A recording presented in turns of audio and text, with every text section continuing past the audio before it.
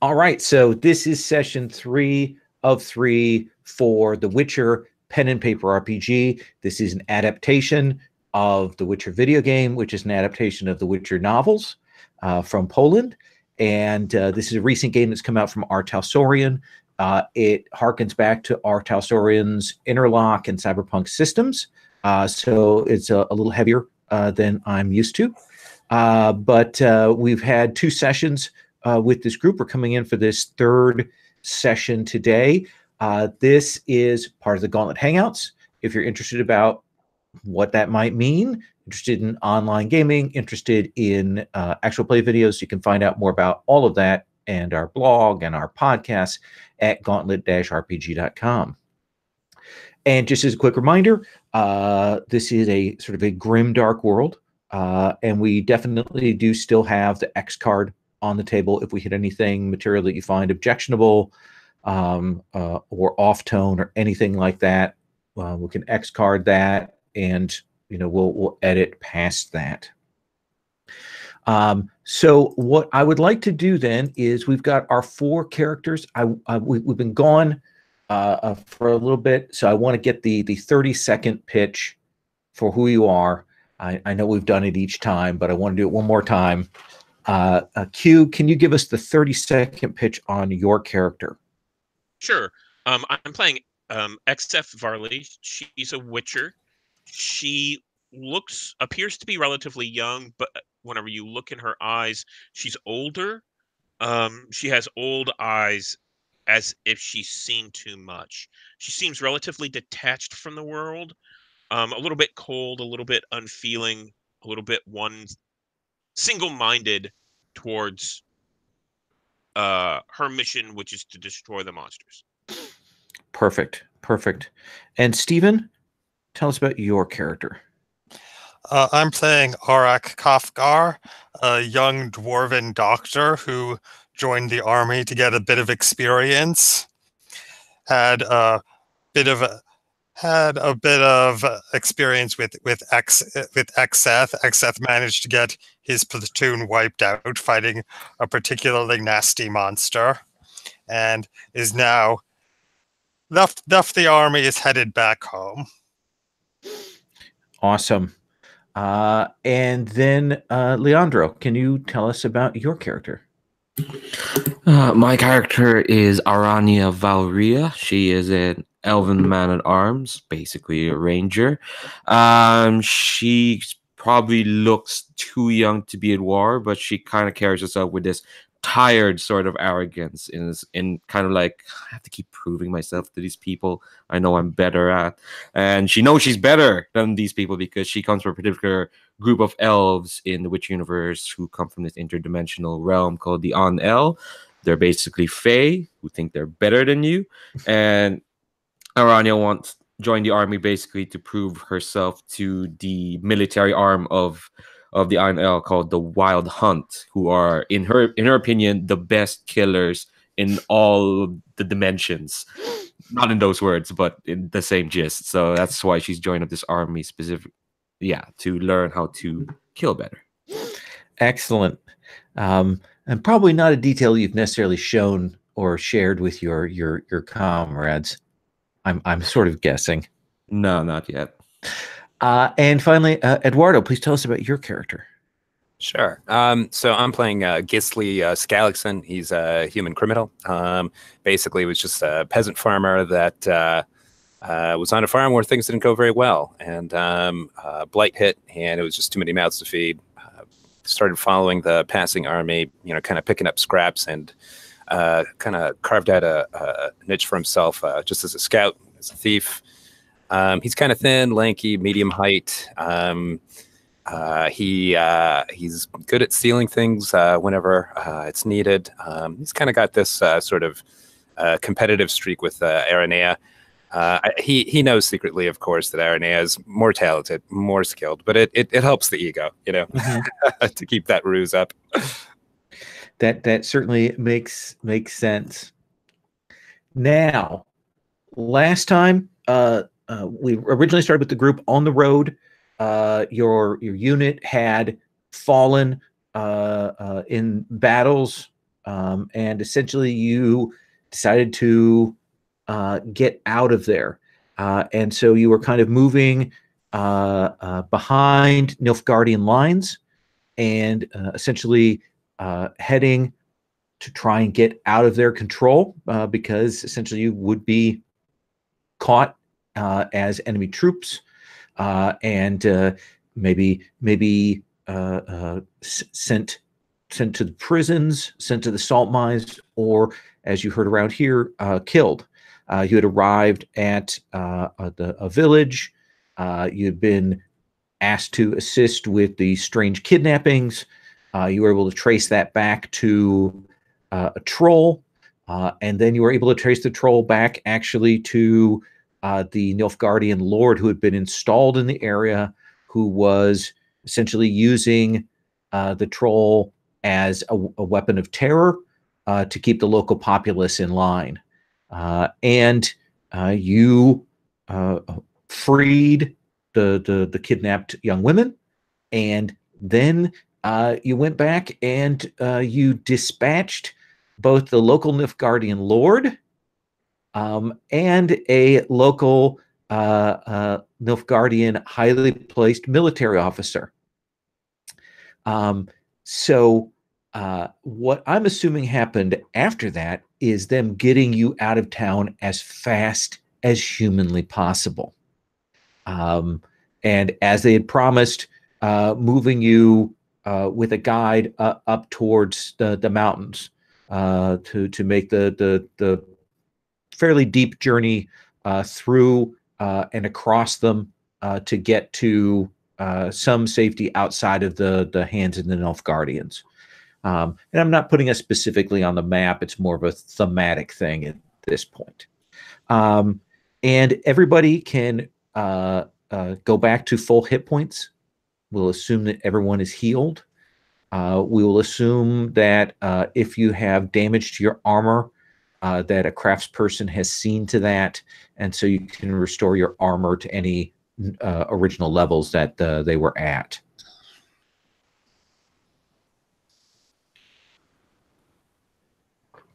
Did I miss any big details in the telling? I think there was a fancier elven blade that was in the possession of Lord Noak, and there was a nice blade in the captain's hands. I can't remember if you guys took those. I'm assuming so. I remember taking the dagger. Okay. Sure. So that sort of elven long dagger, sort of short blade, is 3d6 plus 4 damage. And it's +2 to attack. And then the blade from the Lord is called an asobada. I don't know. I don't know if that's a Witcher term or a real world weapon term, but it's an asobada. It's a sword. It is 5d6 damage with a +1 weapon attack. I had also spent some luck and some stamina. Is that reset as well? That will all reset. Yep, your luck goes back to full amounts.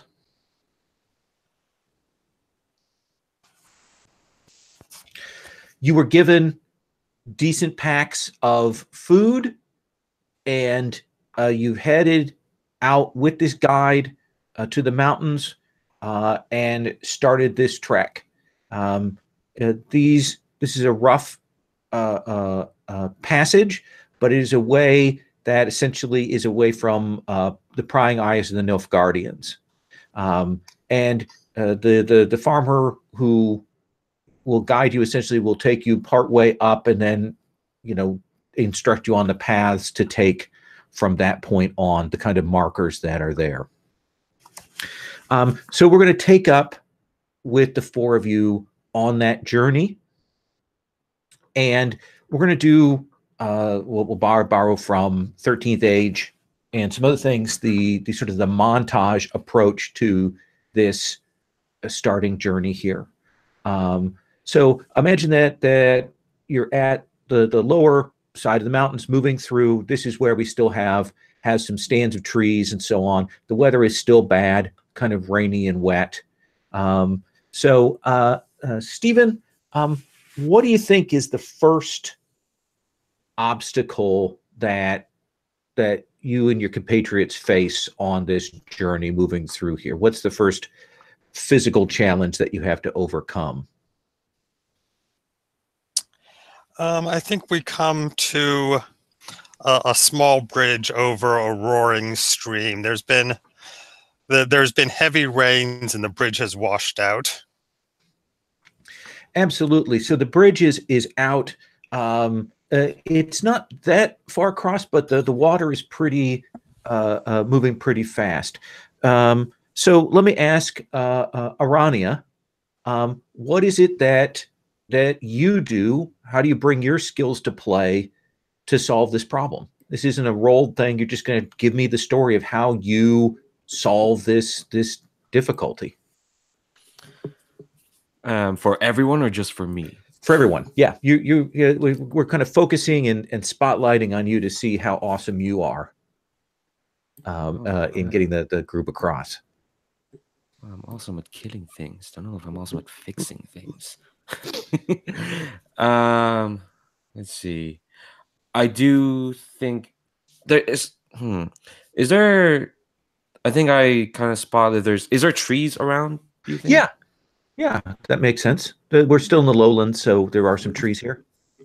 Yeah, and I think because the weather has been bad, so there's been a lot of like rotted trees or like just branches that been washed away or just been weakened.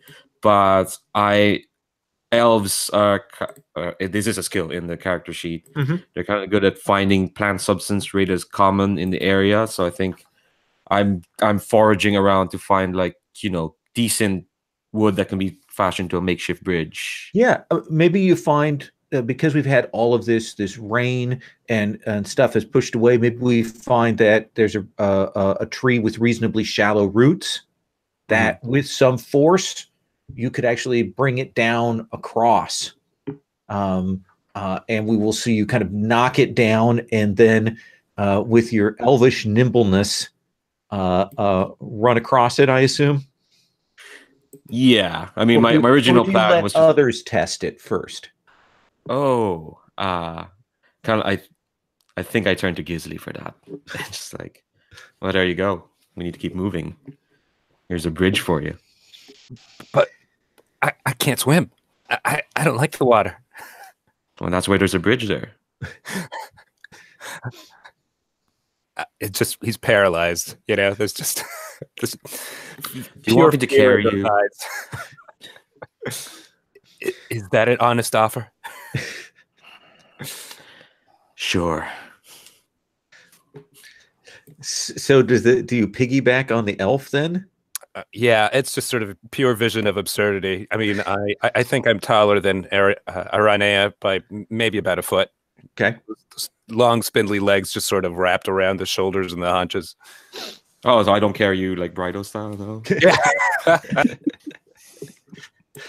So yeah, you'll get Gisley. There is a certain feeling of satisfaction that you are able to definitively win this challenge in some ways, Arania. And you will get across this swollen river again. It's coming down off the mountains. The snow and the rain has been here. We'll move on past that scene, moving up further. Leandro, after this bridge, traveling on, what's the next obstacle that the group faces? I think I was actually talking to a friend earlier this week about how there's not enough weather stuff happens in opening. I think we get hit by not a storm, but like just torrential rain. Yeah, and it's making travel hard. Yeah, it's cold and it's doing that sort of frozen sleet thing. Um, so let me then turn to Gisley. You're a person who's been in on the road for years. You were in with the military service. What is it that you do to help abate this for the group, or how do you find shelter? What is it that we see from you? I think he's got a natural eye for just finding good hiding places, and he just spots like a crevasse. Maybe a short sort of climb just off the path away, and manages to find sort of a solid footing and kind of leads the group up to there. We got to go back up that place. I mean, I know it seems like it's off the path, but I promise. I mean, it looks like it could fit us all, and I could tell even from here that the lichen and the sort of the ferns underneath are dry. And you probably are an excellent climber. So we see you go up, and then you can drop rope down to bring the others up or to aid them in their climb. And yeah, you'll find this perch that is here. It almost looks like it might have been a place at one time for bandits to kind of watch the road, but they haven't been here for years. So it does have some cover. It goes back, and you can spend a couple of hours waiting out this particular gust of rain and sleet before you have to move on. So for this next leg, then, Eduardo, what's the next obstacle that the group faces?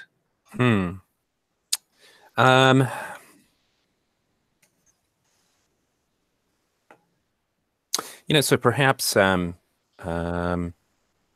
perhaps in the early dawn, we hear just sort of the far off howling of canines, maybe wolves. Mm-hmm. Yeah. So they definitely they're here on the mountains. They might be wolves or coyotes or something like that. Maybe timber wolves. I don't know what the ecology are of them here in this area, but certainly hear them. Exith, what is it that you do to keep this from being a problem? So I think the first thing I do is the wolves are kind of stalking us. And as soon as I hear them, I start stalking them to make sure that they are not unnatural. If they are natural beasts, I think I make sure that they find prey elsewhere. Okay. And are satisfied. If they're unnatural beasts, then it's my duty to take care of them. And you probably definitely come off to them as predator rather than prey. They aren't supernatural in any way. So when you start to kind of turn and approach them, they that changes the temperament here. Like this, they will recognize the situation is bad. And you have a bow, right? I can't remember. Let me look real quick. Maybe a hand crossbow. Yeah. So I imagine you can take down some game and use that to lead them off. Right. And they will scatter, essentially realizing that prey is easier elsewhere, and heading back down. By this point, by the way, the guide who led you up has headed back. He's given you the way markers to look for, to spot, to move on this road. Still that sort of weird blowy mix of icy rain that comes down from time to time. So Q, what is this next obstacle that your group faces? I think we come across a caravan of slavers. They have hit a nearby village, and they are looking to take their wares to sell them somewhere. Oh, that's so. Tell me then, Iraq. These people are coming over the mountains, essentially crossing your path. They've come from Koroth, and they're heading down into Niflgaard. Just a couple of them, and they've got a few prisoners that they've taken. They realize that you're a more potent force than them. But what do you want to do? How do you want to deal with this? I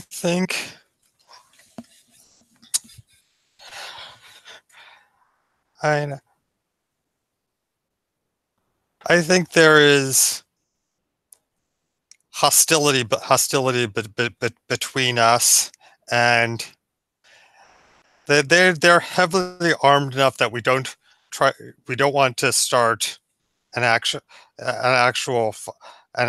fight. Mm-hmm. But we share a meal together, and I'm able to slip some hallucinogens into their food.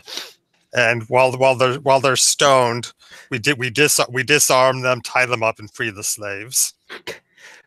Perfect. And they will, they eat with you, that kind of wariness, but they feel like maybe this is a good standoff for them. But then what do you suppose the hallucinations? I mean, is it that they kind of get dazed, or is it that they start seeing things?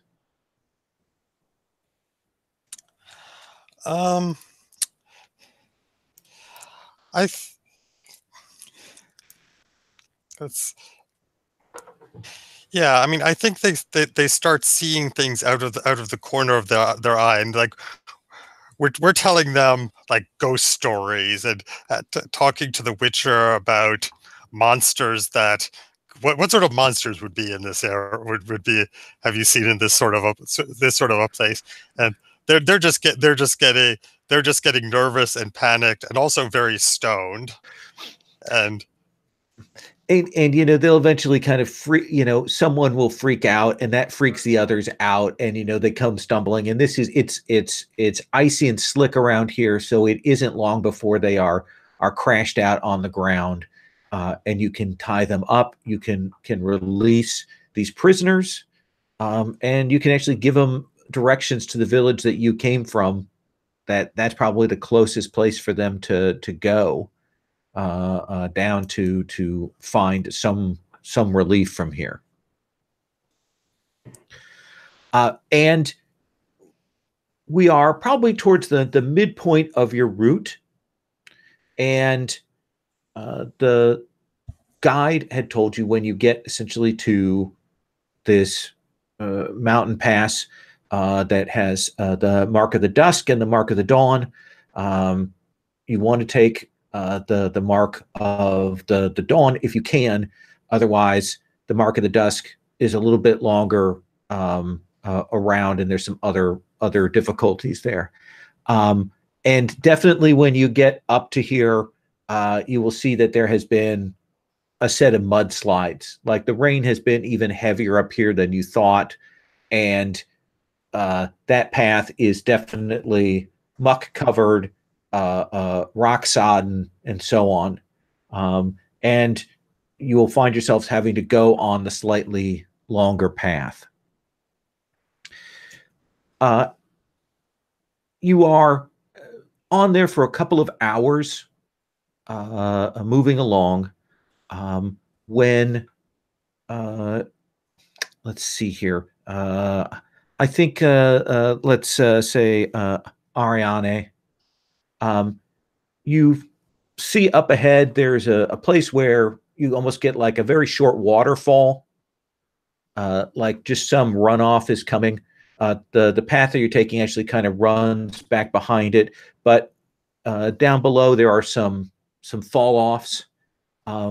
And from here, as you're approaching, you can see that it looks like just below the walking ledge, kind of laying on a lower ledge, it looks like there are a couple of bodies there. I think I kind of called up the group to a halt and just kind of say, yeah, I say I see bodies in the distance. could be. How would you handle this? I mean, are you going to move up cautiously? You're going to stay here? What do you want to do? I think I suggest we move cautiously, because if there are bodies attract certain kinds of creatures, and we should definitely try to skirt around them. Like, there's no point, because if they're in the waterfall, they're in the waters. There's probably no point in looting whatever they have, maybe, or yeah, they're not actually in the waterfall itself. They're kind of just below. It's an odd place for them to be. Why don't you make an awareness roll for me? Oh boy, how do these rolls work again? Here we go. Yes, mechanics. Here we go. That's a 20. You approach carefully. You're making sure that there's no ambush around. It doesn't look like there's any place for anyone to ambush you from here. And when you get up, you can see it looks like a young man and a young woman. It looks like they're villagers or peasants, and they're kind of clutched together and just laying on a ledge below this one. From here, it's hard to tell how they died, but you're not seeing like weapon wounds on the bodies. I think can I double back and relate that to the group? Absolutely. Absolutely. So I assume the rest of you follow up. Yeah, and I'll try to check out the body and see if I can figure out what killed them. I'm going to drop my bow and cover him.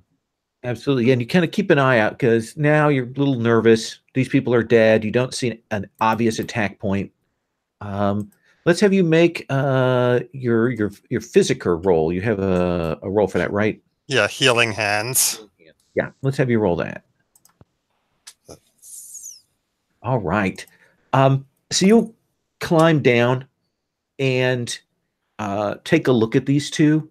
They look like they must be, 16, 17.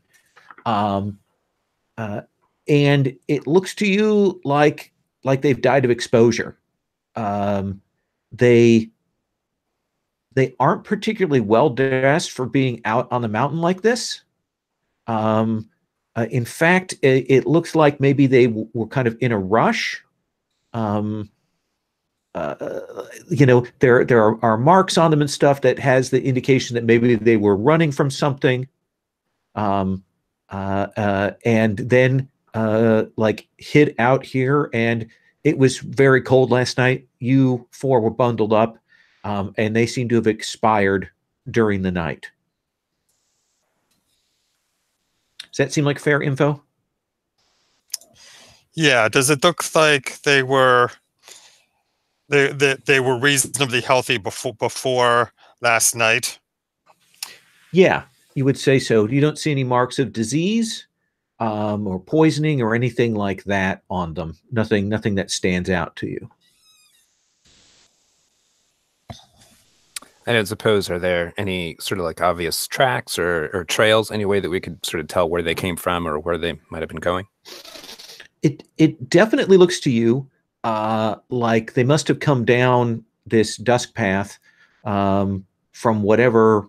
I mean, there must be a settlement nearby, or because they wouldn't have made it over the mountain this far. So there has to be some place nearby they came from. And definitely upslope, because you didn't pass any place they could have come from back the way you came.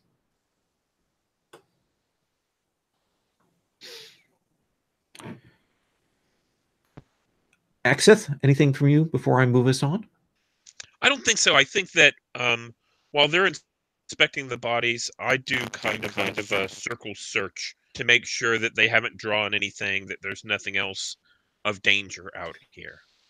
But I think that's it. Yeah, it's isolated and up enough that it feels like the bodies haven't been noticed. They probably will be within the next day or so, and they'll probably come to pick at them at that point. And if you want, the four of you can continue on this route. Yeah, I think I do pipe up and ask, is this any of our concern, or should we just keep moving?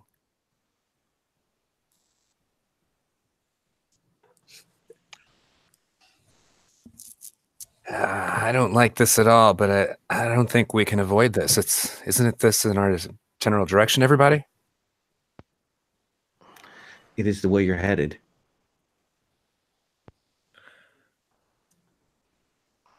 Fine, okay. I think, yeah, around here realizes that. It's like, all right, well, we best keep moving then. And you will travel on. Again, this seems like a kind of a side path onto this dusk. You'll hit a more major path. This looks a little more well traveled. Once you kind of get up, you get to a break, and you're kind of moving along. You're definitely seeing the marks of like some herd animals, like sheep, that kind of thing, have been moved back and forth along these trails here. And a couple of hours later, you will hear the sound of people approaching. You hear kind of the jangle of things they're carrying, and they're not making any effort to conceal themselves. And on the path coming down, you'll see a group of three, looks like villagers. They are armed, but they're coming down, and they look surprised to see you. Can we tell if they've spotted us? Yeah, they probably caught at least one or two of you. Okay. But I mean, conceivably the others could fall back. Who do you think they've seen, Gisley?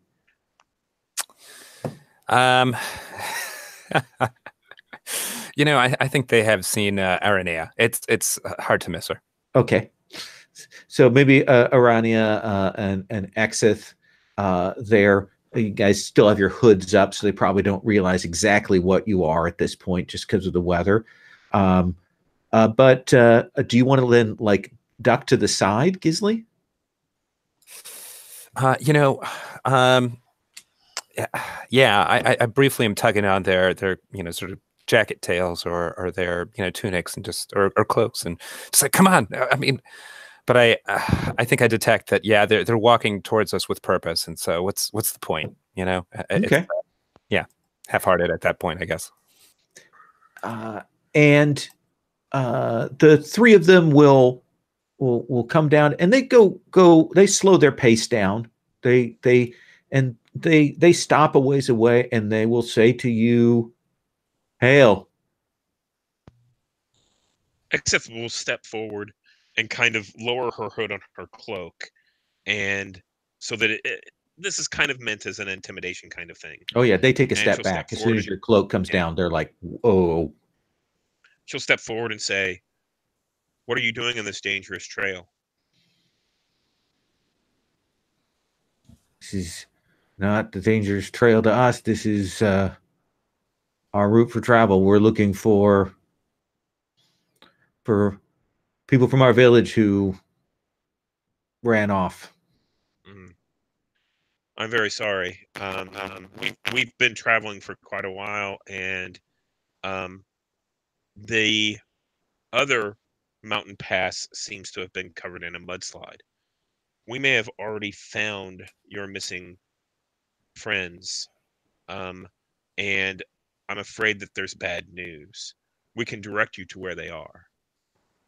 What do you mean? Are they alive? Are they dead? What are you saying? Oh, I'm afraid that they didn't survive the night.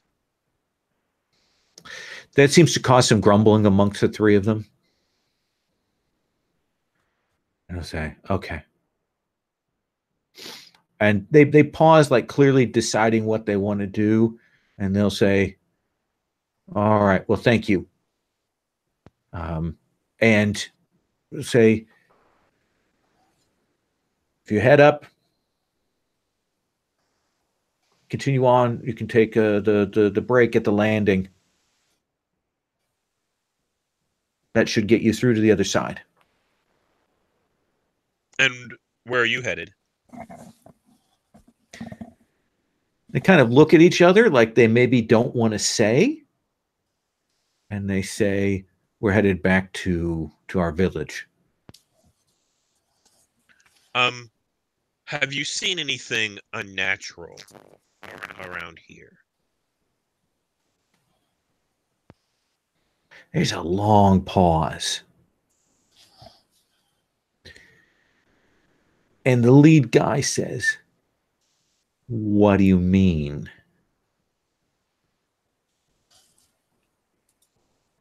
I am looking for creatures that are not born of nature, so that they can be returned where they do not belong. And I'll take a step forward.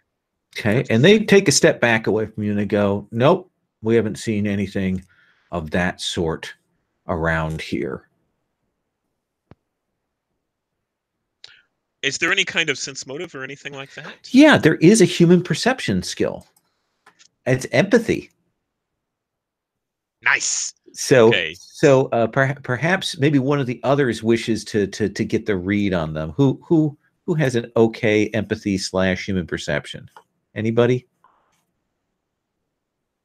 I think I've got a 7. I'm not sure if anybody is better than that or higher. What Lowell is alluding to is I have a 1. Yes. So I think Exif actually kind of nods and takes up her hood and kind of swishes off, as if that's the end of the story for her. Okay. Gisley, why don't you make a human perception roll? Sure.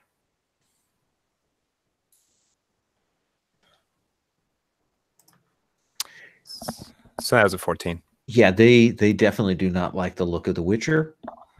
They definitely are trying to direct you away from their village, and they're definitely nervous right now. And the three of them will say, "Well, thank you for telling us about the youngsters. We'll be on our way." Yeah, so I guess Gisley sort of can't help himself, and always sees an opportunity with everything, and he smiles kind of very charming, very charismatic smile. Friends, just lets that drag out a little bit and try to sort of warm the situation up. Clearly you're in need of help. So anything, just with an emphasis on anything that we can do to help you.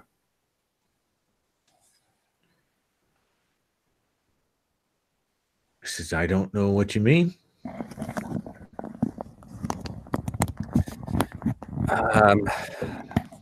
Yeah, seems like there might be some unnatural troubles in the area. Could we at least even help you recover the bodies? Show our respects. He says, you've told us where they are. I'll send someone down to fetch them later. There's no need to trouble yourselves. I'm sure it's getting dark soon. You'll want to be off the mountain.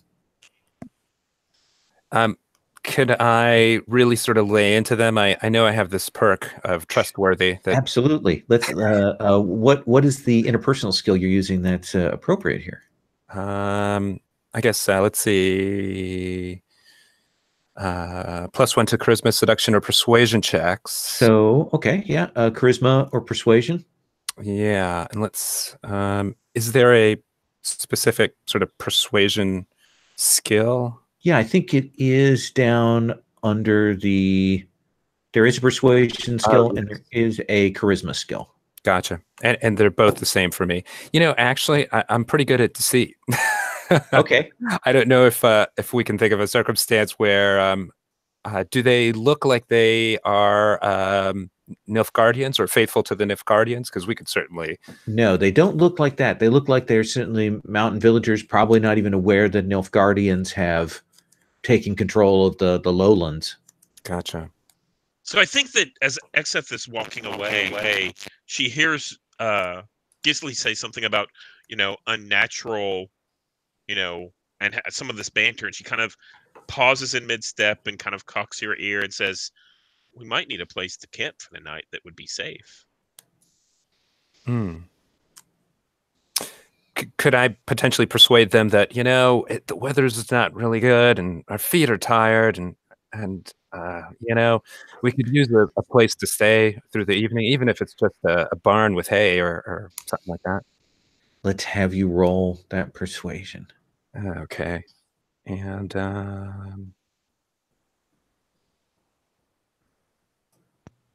oh, you know what? I have 0 in persuasion. I beg your pardon. I can use You can use charisma. charisma. Okay. Yeah.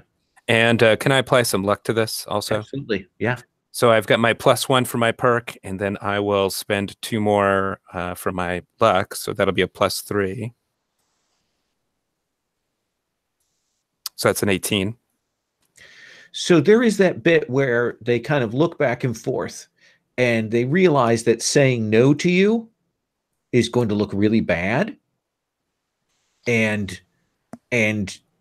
they clearly don't want to rile you 4 up. And the leader says, that makes sense. That makes sense. You went to the trouble to tell us.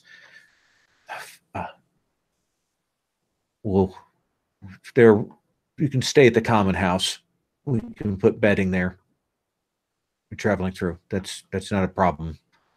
And the other 2 are with him are like clearly give him a look of, are you kidding? And he goes, yep, nope, yeah. You 3 should 4 should come with us. We'll take you back to the village. Yeah, I just take his hand in mine, thank him warmly, and just continue to try to, warm them up to us little by little. Put my arm around as we walk by and just make small talk. Tell me about your turnip farming. And he will walk. You don't set off the alarm bells for them that clearly the other 3 do. The elf, the dwarf, and especially the witcher. Clearly make them nervous. And they will walk you up about it's about another hour-and-a-half hike. You go past the point, the split that they told you to go, and in a slightly different direction, and you can smell the smoke of cook fires, of chimneys, that kind of thing that carries. And you will come into kind of a plateau.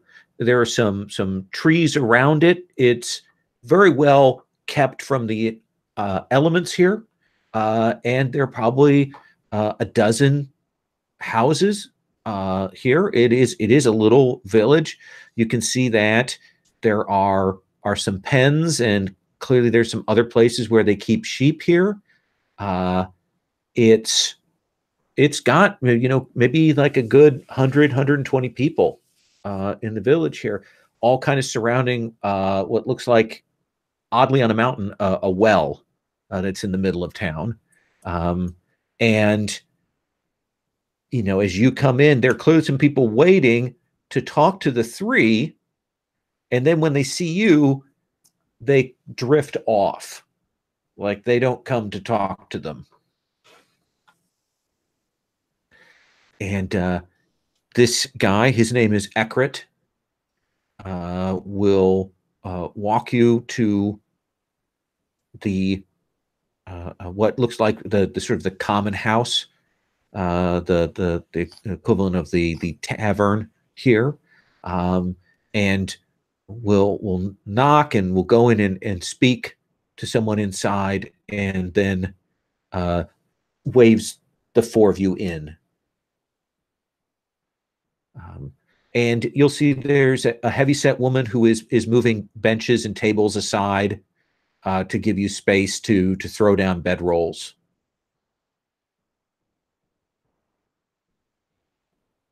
And she also looks askance at the Witcher when she sees her, but she will get herself together, and she will say, "Do you need food?" I think that so Excess steps forward and kind of nods at the woman and says, "We appreciate your hospitality. We've been on the road for some time now. If you have food, it would be better than our rations. What are your trade offers? What are your offers in trade? No, your guests. One night is not a hardship. It's hospitality. We are hospitable folk here. I'll bring you some lamb and lentil stew we have. We are very grateful.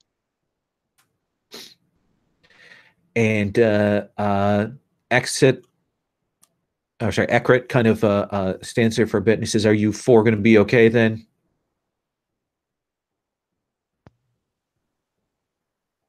I think we will be fine. All right. If you would like some help in the morning with your friends, we can bring them back.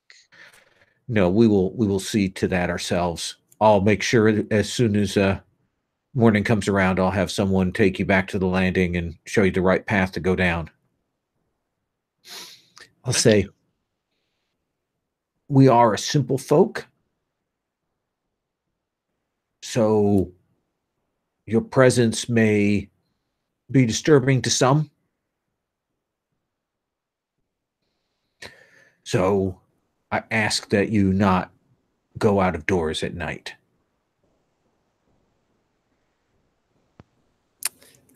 So is Ekrat, I apologize if I missed it. Is Ekrat still sort of presenting himself? Yeah. Okay. Yeah. I guess I just ask in a very sort of respectable way. Ekrat, are you the governor, the Thane, the whatever title, the community leader? I'm the right-hand man to the Thane. Is he here in town now? I mean, could we maybe have an audience with him, or? I will go and speak with her. Okay. And he will leave you. This woman comes back. She'll bring great big stone bowls with a very hot spiced lamb and lentil stew. She hands it off and puts out water for you, and then falls back to the other end of the room to kind of just watch you.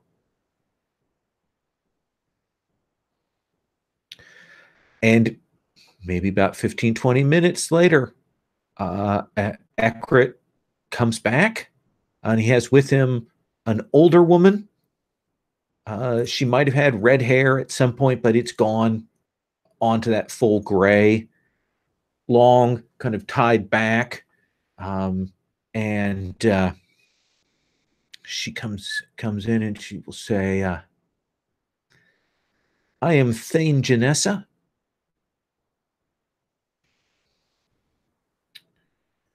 Thank you for finding our young ones. Some issue. The young woman how do I put this? Convinced the young man to run off with her. And I'm sorry that it came to that end, but I appreciate that you brought us details of where the bodies are." I don't suppose there's something equivalent to almost like lie detection. I mean, is there some way that I could sort of get a sense as to whether? I would say deduction or human perception be the two things.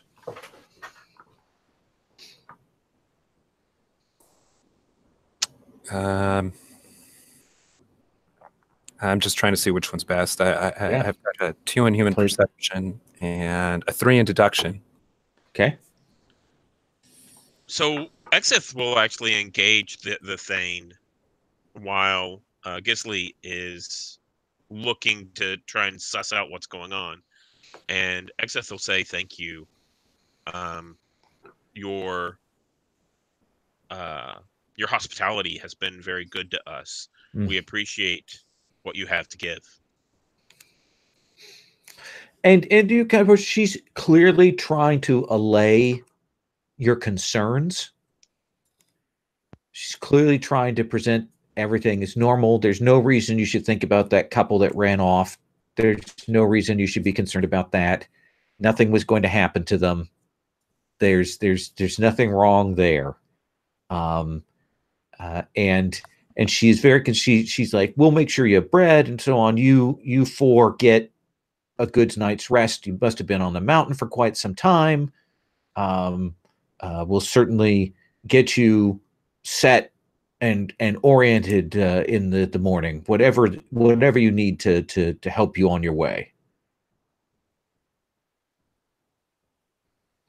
Does that sound like fair info, Gisley? Or do you want a more specific read on something here? Yeah, I guess I just wanted to. I don't know if this is too much, but let's do it like a PBTA question. What is it you want to know? You got a pretty good role there. Sure.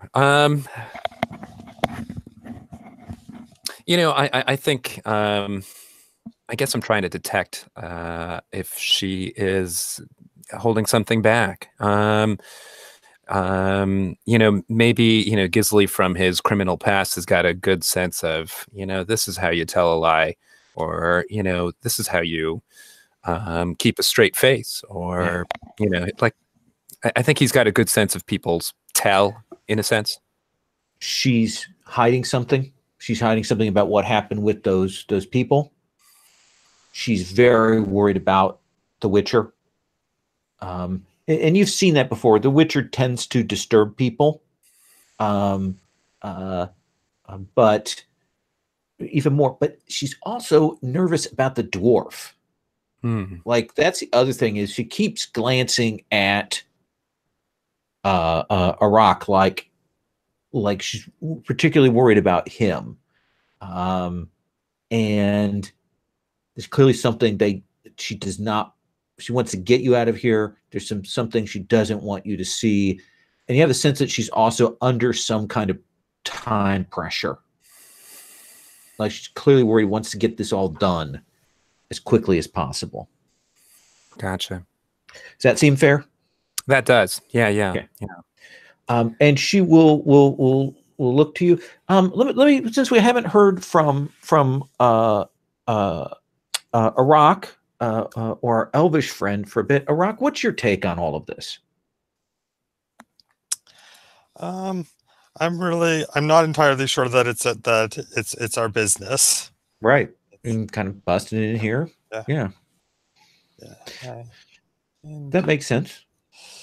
And yeah, I mean, I'm sort of keeping my eyes open, but I don't feel like we necessarily need to sort out every problem that we run across. That seems fair. And Arania? Arania is, during all this, very, again, performatively trying to slurp down some soup, and in the background, it's like long drawn out sort of things, because in her mind she knows, look, we stumbled on something weird. This inevitably Xset's gonna care too much, and we're gonna be drawn into something, and she's kind of expecting that anyway. So it's almost like all right, what she knows that she's gonna be pointed at a situation where there's gonna be a kerfuffle, and that's just how it's gonna happen. And Janessa kind of finishes her convo with you, and she'll say, was there anything else that you good sirs needed? If not, good. I will see you off in the morning. Be well. And the two of them will take their leave. Ekrit and Janessa will head out. The woman who seems to run the common house will say, is there anything else any of you need?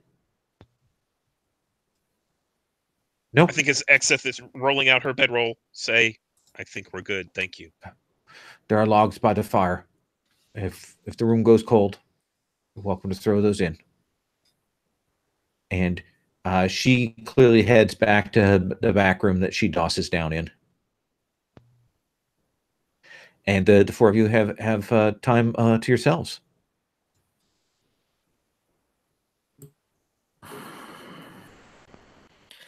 So are we getting involved? Involved with what? It seemed like two of you were looking for something to get involved in. I just want some prior knowledge before we get involved into something again. Usually, if someone doesn't want a hunter, a witcher to look into something, it's something they should look into. So I think we'll take our time tonight, look around, and leave in the morning if we don't find anything. I suspect that we should keep watch, and I suspect that we should slip out in the night to see what we find.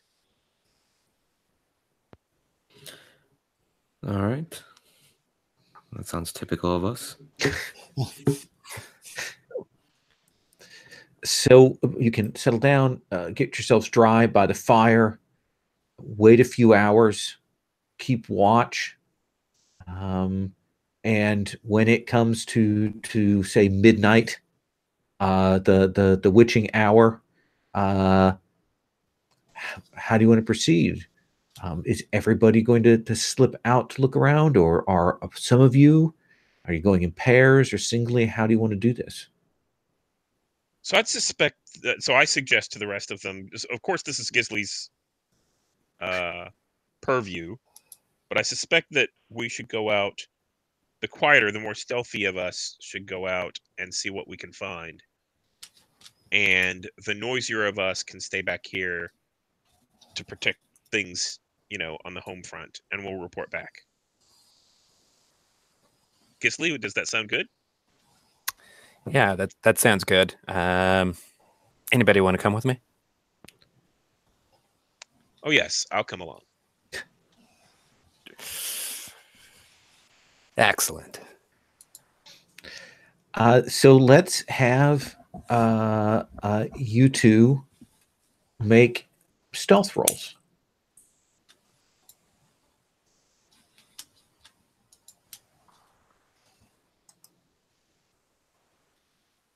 $24. Nice. Here it is. Okay. And what did you get? 21. So you two are like ghosts. All right. Given that a challenging difficulty is an 18, and they have put a couple of people to watch this place to make sure that you don't slip out. But Gisley, what is it? What is the trick that you know about that? We make a, we just maybe crack the door open and roll a pebble out. Kind of just, maybe it taps up against some barrels, or, unsettles some donkeys, or, some ponies. Mm-hmm. And then we slip out the back window. Okay. Yeah, absolutely. As soon as that, these are not trained professional watch persons, and they definitely, go to check that out, and the two of you can slip out and around. What do you two want to do? So I suspect we should start towards the center of the town. You said there's about a dozen houses or so? Yep. So is there like a square or something like that? Yeah, probably all circles around the town square and the well. So we should start in that center. Yeah, I was just going to ask: is it obvious to us? Maybe by the size or the build of the house, which would be sort of the Thane's house, or yeah. One is certainly just a little bit larger, still primitive, but just a slightly more ornate. And you definitely have the sense that is the key place. Cool. I poke Exeth and point at, and maybe we should end over there. Once we do our walkthrough. I think Exeth kind of, tilts her head and says, "Ah, okay. I'll watch your back while you do your skills." Exith, Gisley, as you move over to that well, you will get to it, and you will hear, kind of echoing up from it, like bubbling, like maybe there's a spring down in there. You get that sound of bubbling water from it, and it definitely carries up to here.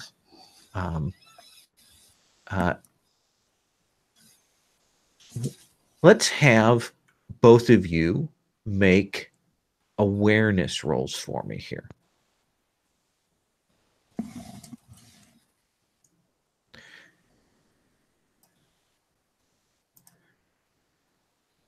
So I got a 21. 21 and a 16. So it looks to you, Gisley, as you kind of move around, that this is a pretty decent town. Seems a little more wealthy than you would expect, or at least it's a little bit better off than you would expect given its position. You will also notice that clearly there are lights on in the Thane's house, and it definitely looks like they're having some kind of conference or maybe discussion or something.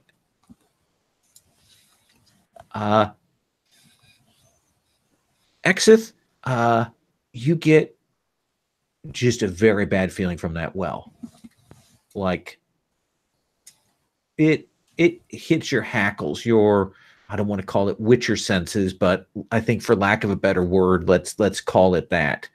And you kind of move over, and you will notice that along sort of the edge of the well on the stone on the outside, there are kind of a set of markers, maybe signs or sigils in a tongue you don't recognize, and it just feels out of place to you. Okay. So I tell Gisley, as he suggested, paying more attention to the Thane's house. I think I kind of tap him on the shoulder and I say, "The well's more my job.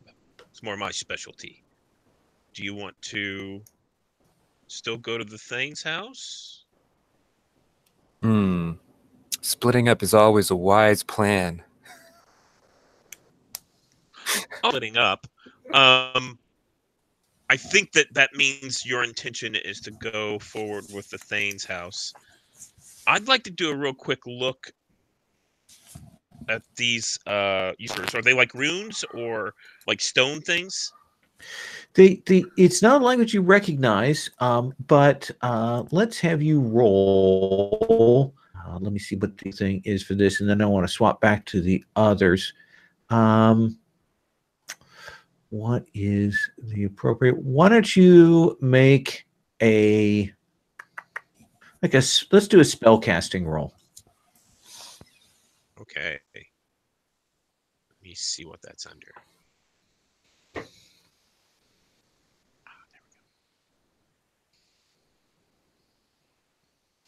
15. Okay. It looks like a badly written invocation, like maybe attempt at a circle of protection or something, but you're not sure. Whoever did this didn't know exactly what they were doing. Okay. And the two of you will kind of be moving around, looking at the well.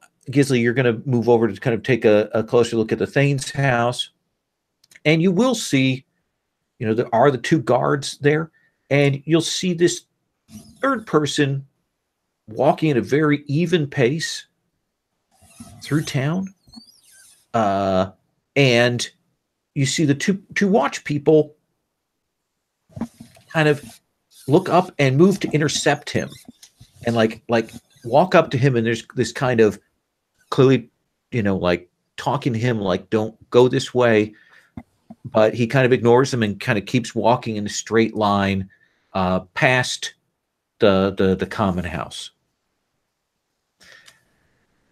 Let me cut inside on that. Arak, you and Arania are waiting there for your two friends to either find something or raise an alarm as they get attacked. I assume that is standard operating procedure for you, Arak? Yeah. I mean, I'm not sure we actually have quite a standard operating procedure, but that's probably what we agreed on. Yes. And as you're waiting, you will feel this pressure start in your head, like a headache, like a kind of a skull splitting feeling, and it gets more and more intense, and then it starts to diminish a little, like it goes up and then it starts to go back down. Okay, well, there's a traditional dwarven remedy for this, so I'm going to pour myself a drink. Okay. And you will slug that back, drink that down, and yeah, you'll feel that pressure, that headache kind of go away.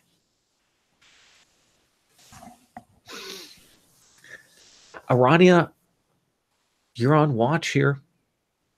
You will hear, as you see Arak drinking, you will hear these heavy thudding footsteps go by the outside of the common house.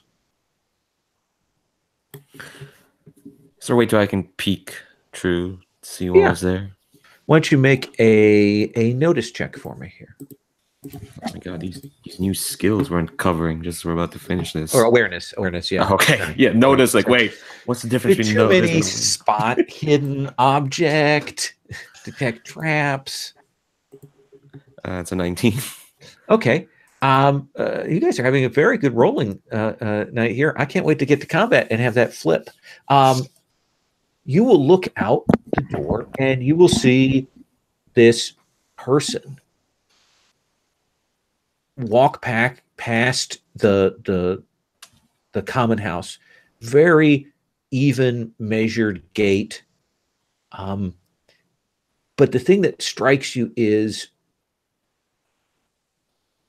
he kind of leaves footprints in the dirt, like much heavier than you would have expected. Like, you know how to read tracks. You have outdoorsmen. And the ground here is a little bit muddy, but his footprints are going down in that mud like a good inch. And he just kind of walks on past towards another one of the houses.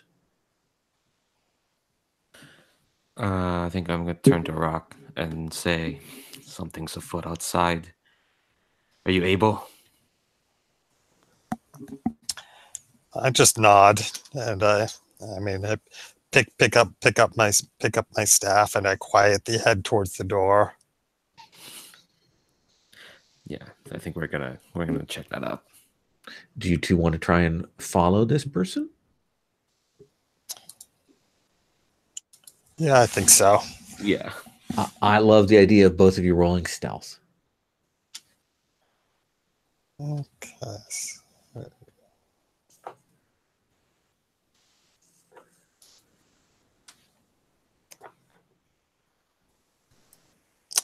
All right. 18. 16. Oh, Well, I rolled a 1 as well. That is a 1. Now, if you could roll another die and subtract it from that. Oh, no. That's a D10, right? Yep. Oh, Jesus. Oh, no. Well, that's tragic.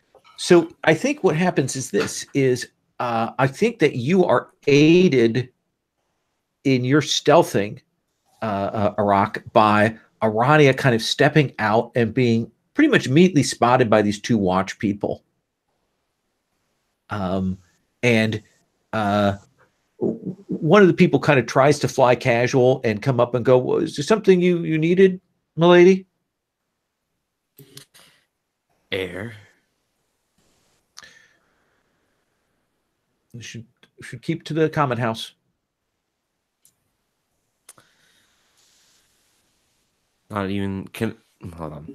Let's see, I'm kind of looking at him, and I feel, yeah, I'm a bit rumbled, so I'm just gonna make sure the attention's on me and not on Arak. So it's like, well, the air on your common house is incredibly distasteful. Air here is not that much better, but it'll suffice. So if you don't mind, I'll allow myself a few minutes making do. And he doesn't quite have an argument for that, so there's a bit where he kind of steps back and they just kind of keep an eye on you. Meanwhile, Arak, you will move and you follow, and as you get closer to this figure, this person, that pressure in your head increases. Yeah, I'm starting to suspect there might be something a little unnatural going on. And he makes a beeline for one of the houses. Not fast, but he pretty much goes directly there. He opens the door to this small house and goes on inside. Doesn't look around, doesn't seem to have any awareness of anything unusual. He just goes in. And his tracks lead right there. Okay, I think I'm going to just examine the house, the area outside the house carefully, and then go fetch the Witcher. Okay. Then let's have you make an awareness check.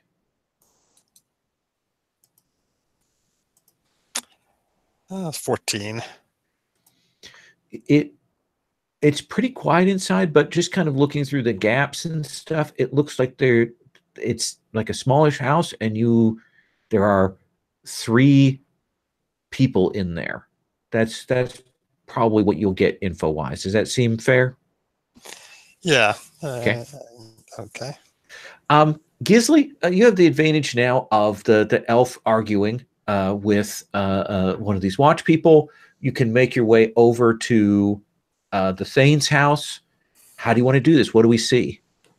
I think Gisli picks up on the disturbance, and as you said, just takes the opportunity and just does a quick scramble. Okay. Let's have you make that awareness roll then. Let's see. Here it is. It's a 16. So you'll make your way over to the Thane's house, and you move to the back. You know enough about the windows and things to kind of find a place to listen to, and you will hear Janessa and Akret, and sounds like a couple of other people. And one of the other people is saying, if not tonight, then it has to be tomorrow. She will not wait another day. The mountain must have. And Ekret goes, everyone understands that, but I'm not about to do a ritual sacrifice with a witcher in town. And Janessa says, if everyone will stay calm, we will get these interlopers out in the morning. We will take care of this. It will all be fine. All you need to do is stay calm. Just a witcher. Just a dim, silver-headed fool. Do not worry. Does that seem like fair overhearing, eavesdropping? That does. And you said the third person. Sounds like I don't recognize the voice at all. Like maybe a couple other villagers are in there, maybe in that kind of low panic mode. Gotcha. That feels like enough information for the moment. I don't feel the need to risk anymore. I would want to make my way back to Exeth. Okay. At this point. So we'll head back. Exeth, you wanted to look at this well. You looked at the runes on the outside. You've kind of been examining that, and you hear the elf. And then, fairly quietly, you will see a rock kind of coming across the grounds, and heads over to your position. Yeah, so I basically, hide in the shadows near the well and wait for the elf to come to me. And once the elf, oh no, the elf was making noise. It was the dwarf that came to me. Oh. Yes. So the dwarf comes over and I say, you got bored of waiting for the action, didn't you? And I tell him about this stranger who passed by and my suspicion that there's something unnatural going on, and about the pressure in my head. And I say, I understand. That's odd, but there's also this well where someone attempted a poorly crafted spell. And there seems to be something down in it. It might be related. Do you think we need to go? We should wait for Gisley to come back and then go collect the elf. As if on cue, dramatically, Gisley will return. And I quickly share that bit of information that I overheard with to Exeth and Iraq. It sounds like there's something afoot, some kind of time pressure, maybe a sacrifice, but they're holding off until you leave. Well, that sounds like our kind of business. Let's go gather the elf and get this started. Right. Well, I volunteer to climb down the well because that's basically like crawling through a mine tunnel. So this is sort of in my wheelhouse, so we can figure out if there's anything in there, as long as we're here. That seems like a thing to do. So let's have you make a roll for me, and I think that we've got athletics. Okay. So I've forgotten if we can assist. Oh dear.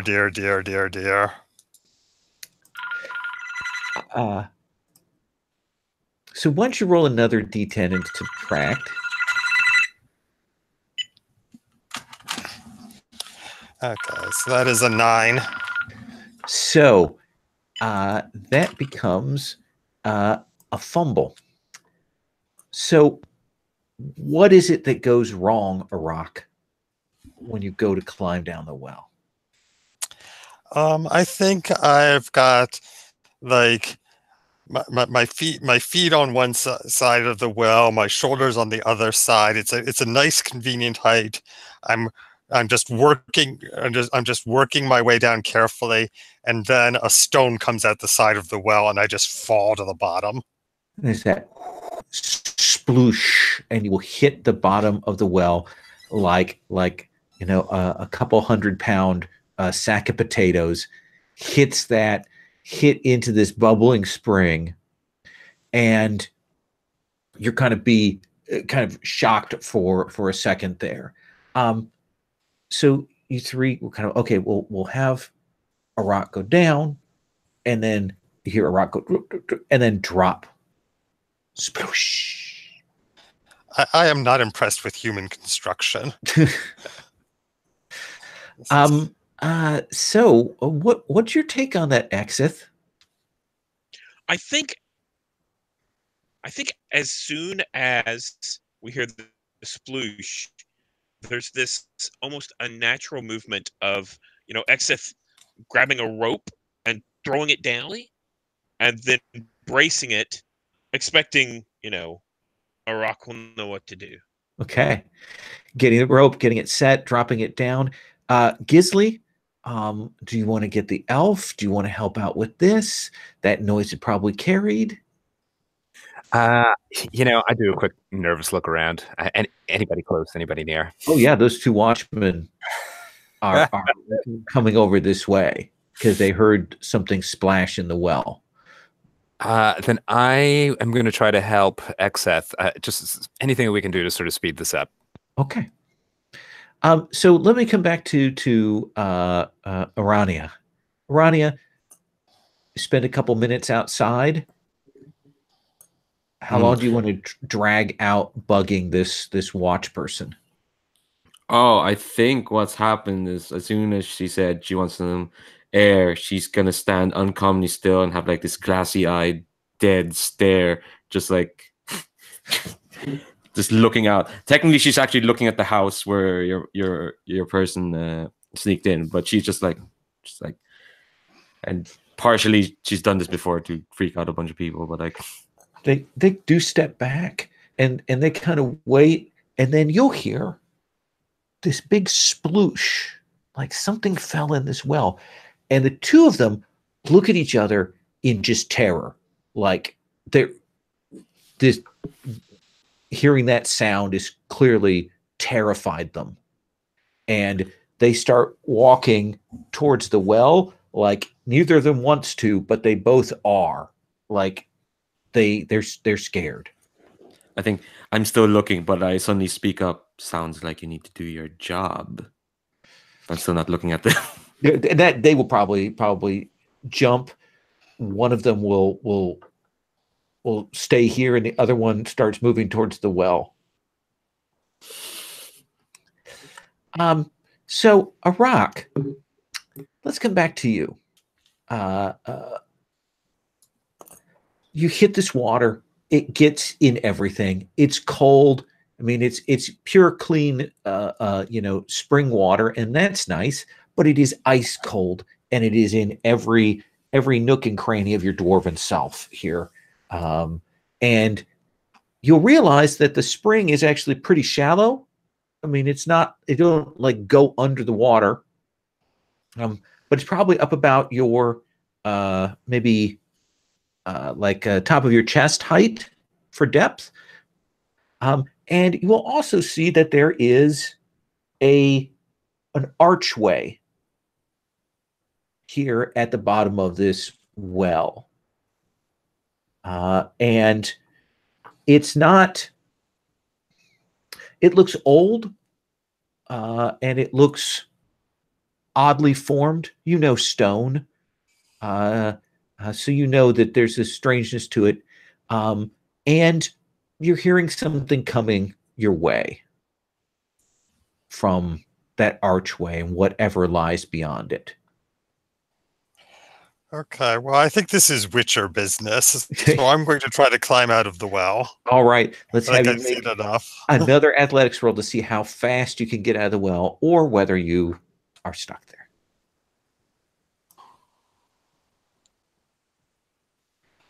It's a 14. That's a little bit better. So, pulling yourself up, you feel the tug on that exit as a rock is coming up. Do you want to try and drag a rock faster, you two? Absolutely. Okay. So yeah, you can do that. You can pull on that and yank a rock up and over. And are you going to try and hide from this other watchman who's coming? I think I'm done hiding. And Gisley, are you done hiding? I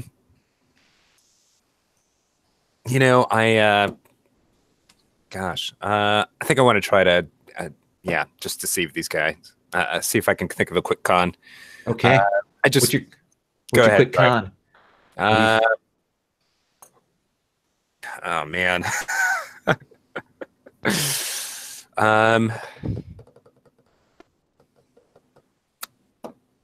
I heard a noise, and I came out to investigate. Let's have you make that deceive roll. Since they didn't see you leave the building and they were watching it. There it is. And do I also get that +1 to charisma for? Oh, absolutely, yeah. Cool, because I have a feeling I'm going to need it. Oh. Let's have you roll another d10.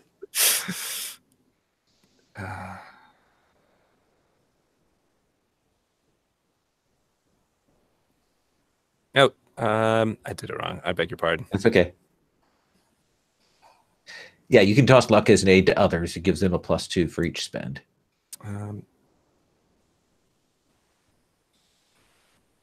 There you go. Okay. So you kind of get this guy stopped because he doesn't want to go near the well. And you kind of stop, and he's clearly listening and he's in disbelief. And two things sort of happen simultaneously at that point. On your side of things, Arania, you will see the door of that house that you've been staring at, where that figure went in. It opens, and you'll see these three young men walk out in kind of lockstep unison with the same heavy gait. And you see that they have like farm implements, like a little sickle, a hammer, that kind of thing. And they start walking towards the well. The other thing is you get excess. You can get a rock up out of the well. And as you do that and you look over the edge of the well, the moonlight just catches these two eyes looking up. And you see this figure, these arms kind of come out, these long, like 7-8 foot arms come out of that archway, kind of brace itself, and this head kind of twists around, and the moonlight just catches this sort of silvery glint on these eyes of this thing as it starts pulling itself up to come up the well. Hey, why don't we take our 5-minute break and then we'll come back? Okay.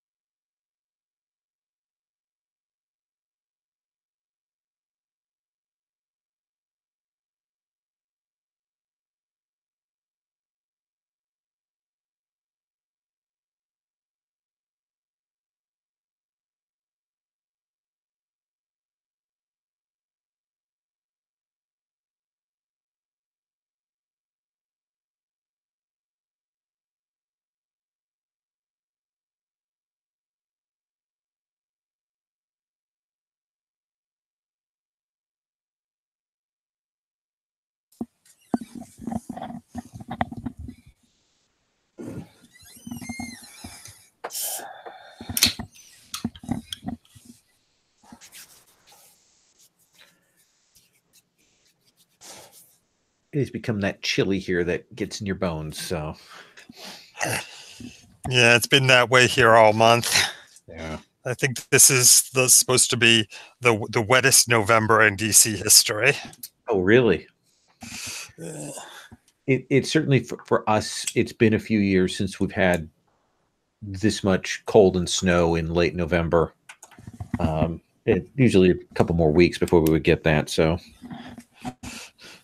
Right. Well, we also had one of the earliest snowfalls, and I think it was the earliest since '96. that is quite some time. Yeah. We rarely get November snowfall in DC. We often don't get December snowfall. Hey, Steven, I'm just a couple hours south of you in Charlottesville, and I guess just with the shape of the topography, it's kind of interesting. We don't really get that much snow here, but I kind of miss it. I got to be honest with you. It sounds kind of absurd, but I imagine you're probably sick of it already. Seeing that you got it so soon. Well, we only got it for one day. It didn't exactly. It was like an inch and a half, and so it's not exactly like I've had a lot of snow. Does DC handle snow well, or is it not so much? As long as it's within reasonable expectations. I mean, if we get more than 3 or 4 inches, then that's more than we're accustomed to. So, I mean, it piles up on the street corners, and we aren't very good at getting rid of it. If we get over a foot, then the city will shut down for a week. Gotcha. That is So, crazy. Here in Austin, rare snow is a very rare thing. So occasionally, like about every 3 or 4 years, there'll be snow, but it's only a dusting, just enough to barely cover the road. And by the time the sun comes up, it melts off. So, I'm like you, I miss the snow. So I'll set an alarm for like 3 or 4 in the morning so I can get up and just see it. Yeah. Yeah, that's nice. I did talk to somebody. I played with somebody who's in California yesterday, and while they did not have the snow or anything, they did have the smoke from the wildfires. So Arania, these 3 figures, they look like they're moving in a threatening manner, certainly towards the well. What do you want to do? Is there anything unnatural about these 3, or to my eyes, do they just look like heavily armed villagers? Let's have you make an awareness roll. Oh, please, let us not be jinxed anymore.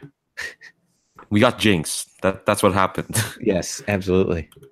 There we go. That's a 14. Now that you're catching and seeing them in the light here, there's definitely a strange grayish cast to their skin, and all of them have that heavy step, like they weigh 4 or 5 times what you would guess their weight would be. Then they're all kind of moving. There's something wrong with them. I mean, you don't know humans, but you know that's not right. Is the other watchman still with me? Yeah, you see him actually kind of like he starts to move like he's maybe going to tell them to stop, and then he sees that they've got weapons and he steps back, like gets out of their way. Like he clearly knows who they are, what they're up to, and he is not going to get in between them. I advise you don't get in between me and them as well. And my head is tracking them. Okay. And moving as I'm talking to this other watchman. Gisley, you've got this guy. You kind of calm down. He's still not exactly buying your story, but over his shoulder, you can see the elf. You can see the elf and this other watchman, and you see these 3 figures. You see them come out of this house in a line, all armed, and they are heading right towards where you and the others are. Busy night, huh? You should go into the common house. You shouldn't be out here. Yeah, absolutely. I don't know what I'm doing here either. I mean, I just, heard a noise and came out to take a look and then, yeah, ran into you. Funny thing, huh? And he'll move, like he turns to like put his hand on your arm to kind of lead you towards the common thing. And now he catches sight of those three people coming this way. And he takes his hand off your arm and he starts taking some steps back. I'll come back to you in just 1 second. Cool. Exith. Oh, what is that thing, huh? So I'd like to do a couple of things. I'd like to see. I'm sorry. Yeah, no, I think I know what your first choice is. Let's see. Yeah, I'd like to see what monster lore is for that, and use my Witcher training. Please make that Witcher training roll. Do you want to spend any luck on that, or you want to just roll? I just rolled, and I got a 1.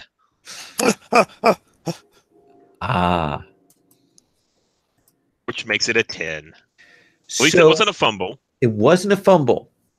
You're like, that's what is that? Like a Matka Kamania, Mother of Stone. Oh, yeah. That's what they're called. There's some kind of like twisted mountain spirit, but I don't remember the rest.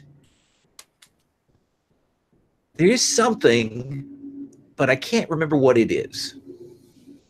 Okay. And you said you wanted to do something else? Yeah, so the second thing is I'd like to step back, and I'd like to do an invocation. Okay. Which is that shield one. Absolutely. So you can go ahead and spend that and do that. A rock, you're wet. You've gotten out of this well. Exith has helped you. You kind of you're kind of getting yourself together. And as you're doing that, you turn and you will see Exith doing the thing where she starts summoning a shield of magic in front of her. What do you do?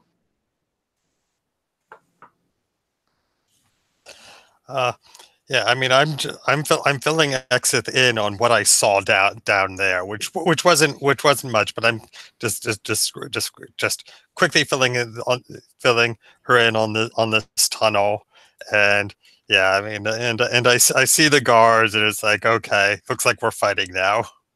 Yeah, and that headache, it is coming back in full force.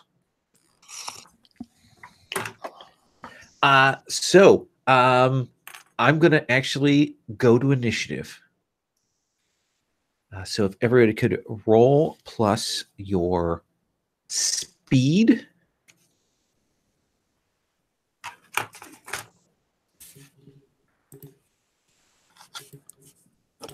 We had this discussion in the last session. It's actually reflexes, right? Oh, that's your right. Thank you. Speed is only used for movement. Right. So do I roll an additional D10 for initiative, or is that? Yeah. Okay. Again. Okay. I think Steven's question is does his initiative explode? Oh yeah, it does. Yeah, absolutely. Okay. So a rock, what is your total initiative going to be? 32. 32. Gisley, what is your initiative? I'm 18. Exith? 17. And Arania? A 12. Well, the good news is you all go before them. A rock. What do you want to do? You actually will now hear from the well as Exith is doing this. You kind of been talking to her, telling her, filling it in. This, you hear something scrambling up the well. That kind of something pulling itself up. And I think Exith steps back against a rock's back. Okay. So, we're back to back. And says, it's a Queen of Stone Mother thing, and I don't know. It has something to do with rocks, dwarf. And so, a rock, what do you want to do? I mean, I am going to stand at the mouth of the well with my staff and get ready to jab at anything that tries to climb out of it. Okay, this thing comes up, and these two hands on these enormous sort of gray scaled arms come at the top of the well, and it's got long black hair that kind of coated with the dark mud, this enormous mouth with a couple of rows of teeth in it, these eyes that catch the light, and it is climbing up here. Do you want to take a swing at it? Yes. Okay. Then go ahead and roll to hit. Got a 6 plus. It's that for that. So what'd you get? 43. 43. Huh. Well, I had a 24, so that beats that by 19. Okay. Well, let me pull up the critical hit charts here. A 43. Well, that double explosion is quite something, isn't it? Yes. So that goes to a deadly wound. So why don't you roll 2d6 for me?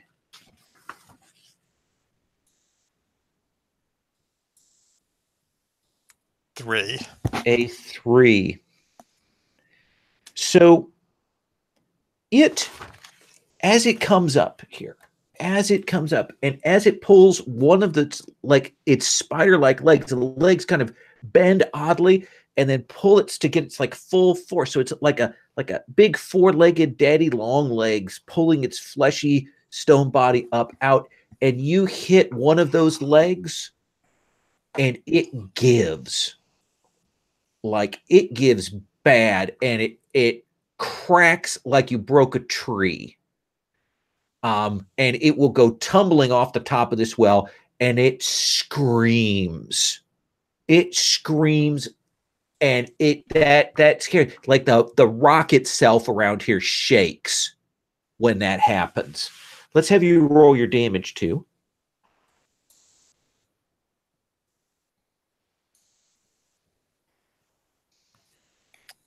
10. 10, and it gets another 10 through. So you do 15 plus you broke its leg. Total there. Yeah, wow, that was nasty. Yeah. That So actually reduces its defenses significantly. So yeah, can I tell anything about its nature from the sound of the injury? Because it sounds like it doesn't have a normal skeleton.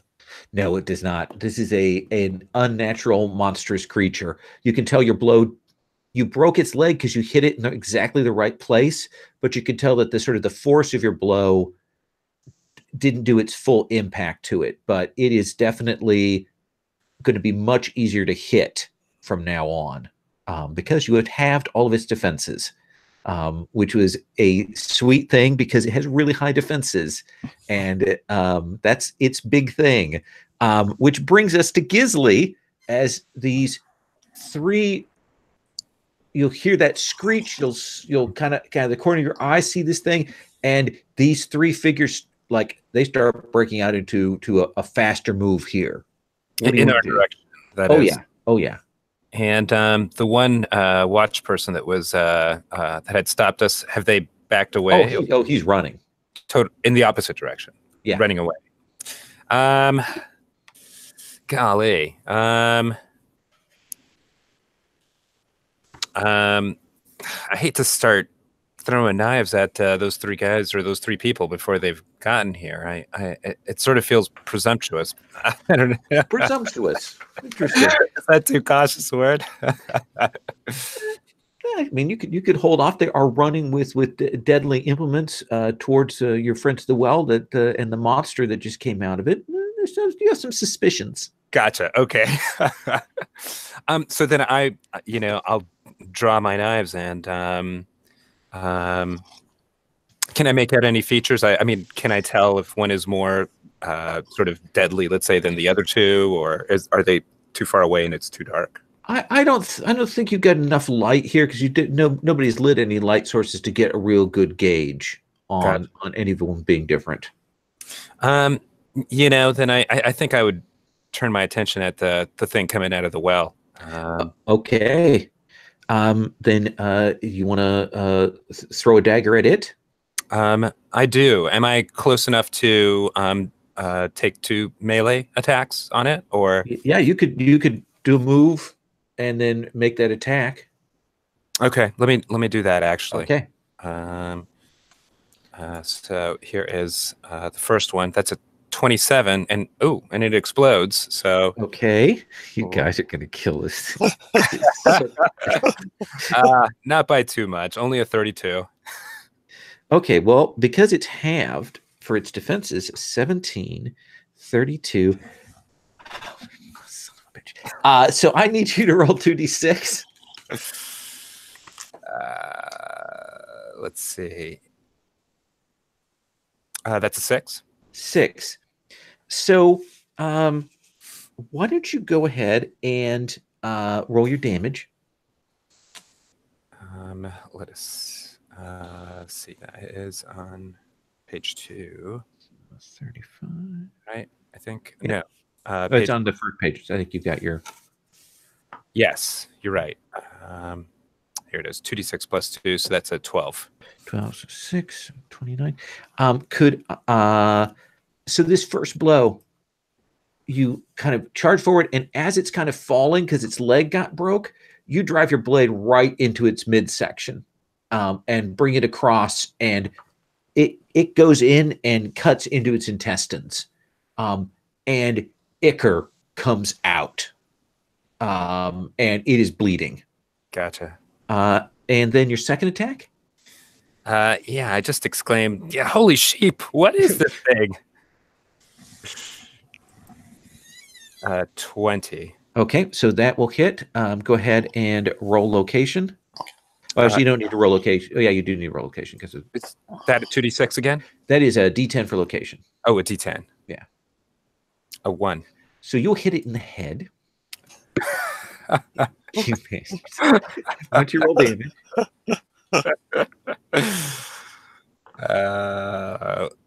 Let's see. There you are. A 14. 14. So we triple that. Oh my goodness. That's a 42. And then we have that is a 21. So this thing, this terrifying, monstrous entity from another world pulls itself out of there. It has held this village in thrall.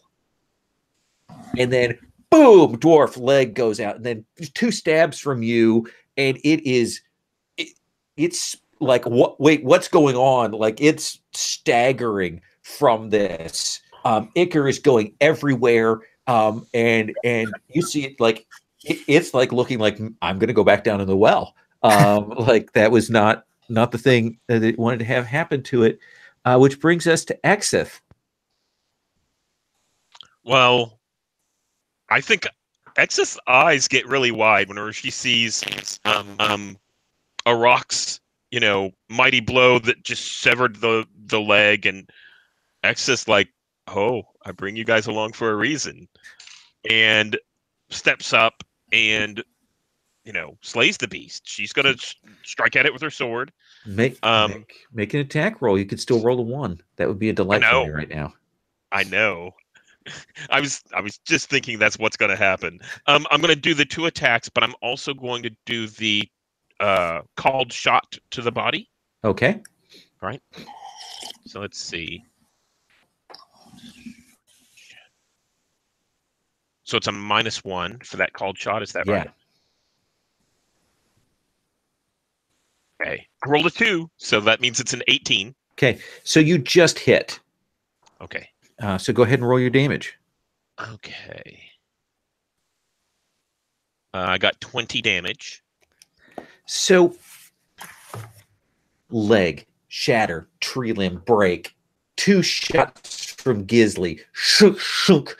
And then what is the weapon you're using to this? Is this your silver sword? This is my sword, yes. Okay.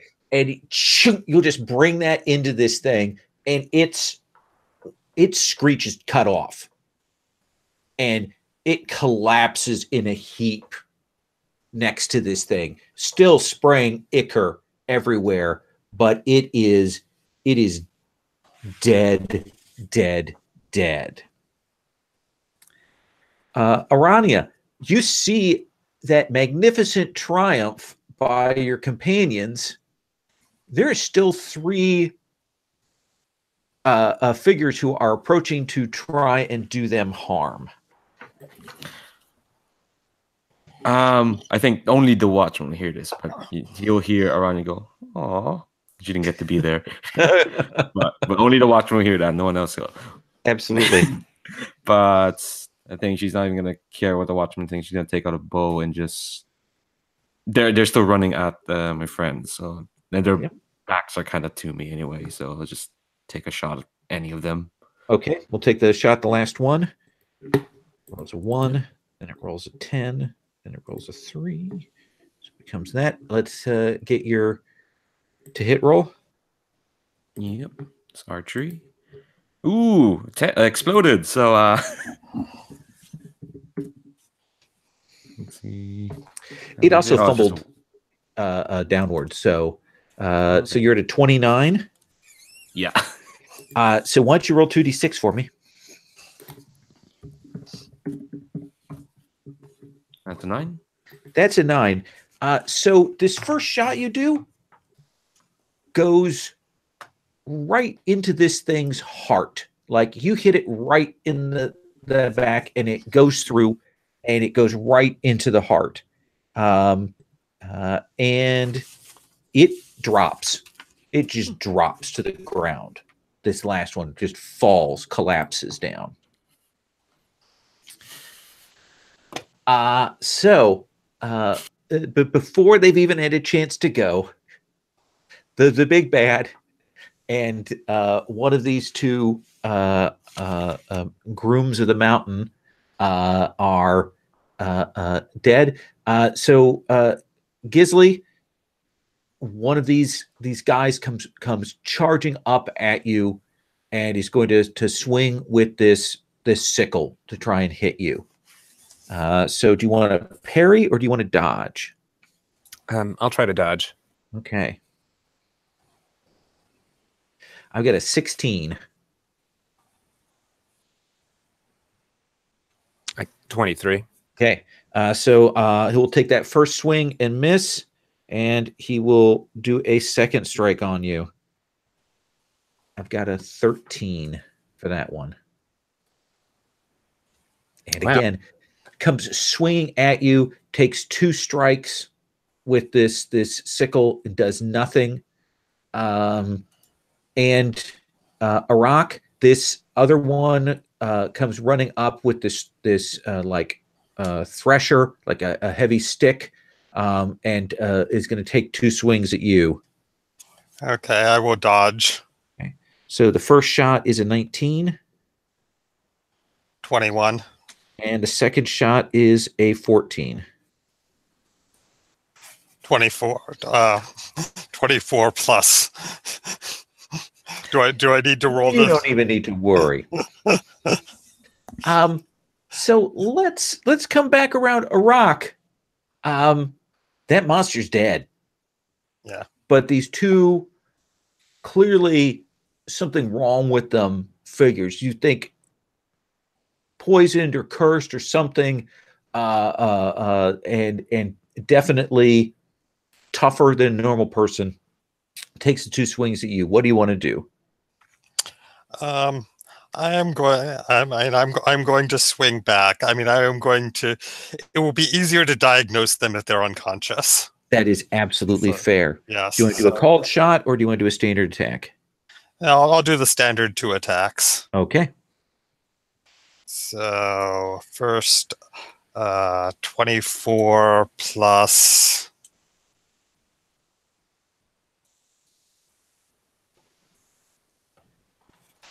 10 plus 4, 38.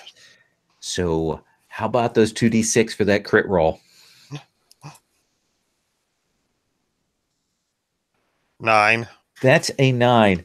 So this first shot on this first guy, you bring that around and you hit him, like you do that strike, and you hit him in that chest, and you feel that rib cage, that all that protection there in the body just gives and shatters under your blow, and lifts him up off his feet, and then he'll come crashing to the ground, dead.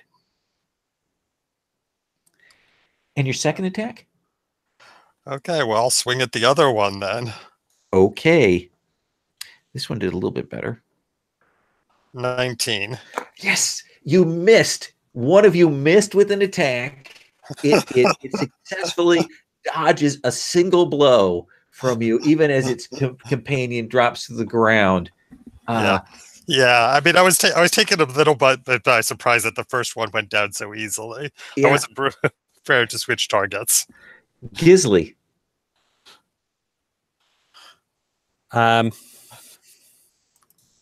You know, I'm almost thinking, would it be possible to try to just intimidate this other person? I mean, I think I'm afraid that we're going to dispatch this group without really understanding, sort of the details of what's going on. That's interesting. I will tell you that that now that they're up closer and you have a little bit of sight on them, that they don't look natural. There is that grayish cast to their skin. The way they're walking seems odd. You see the other townsfolk are kind of running away, the two watchmen, but there's something just in the look of this guy's eyes. Can I hesitate? Actually, can I? Yeah, absolutely. If you want to hold ahead of me, absolutely. If maybe Exith. Yes. Yeah. So Exith, steps up to the last remaining guy and sees that he's unnatural looking, and just does the same thing. Lays into him with her sword. So the 2 attacks called shot to make it a -1. Okay. Let's have you roll. Yeah. That will hit. And the second one? The second one. Oh, yeah. Oh, the first one as it was still exploding. So that's a 28. And the second one? The second one also exploded. What the what? Are you sure that Roll20 does that? There's not something weird going on where this is everybody crits day? So that's a 35. So could you roll me 2d6 twice? I sure will.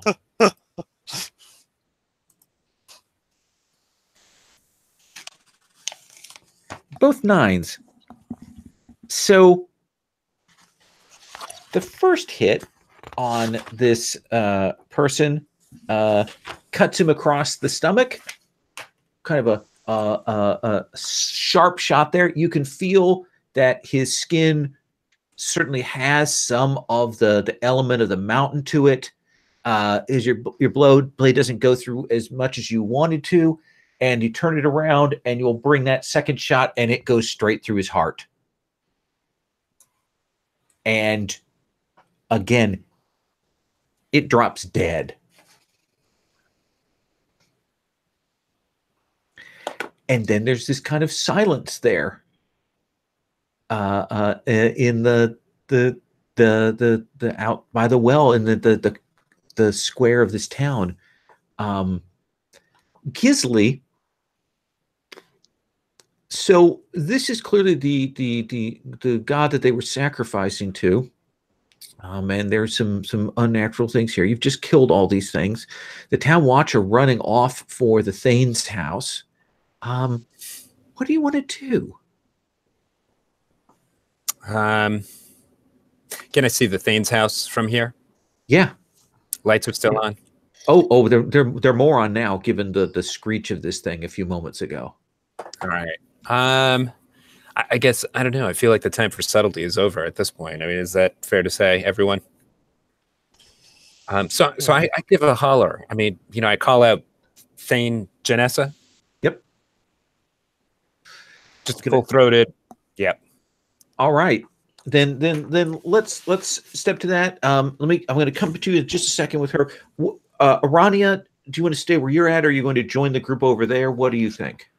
My eyes are still in the house where those three came from. Has anything happened?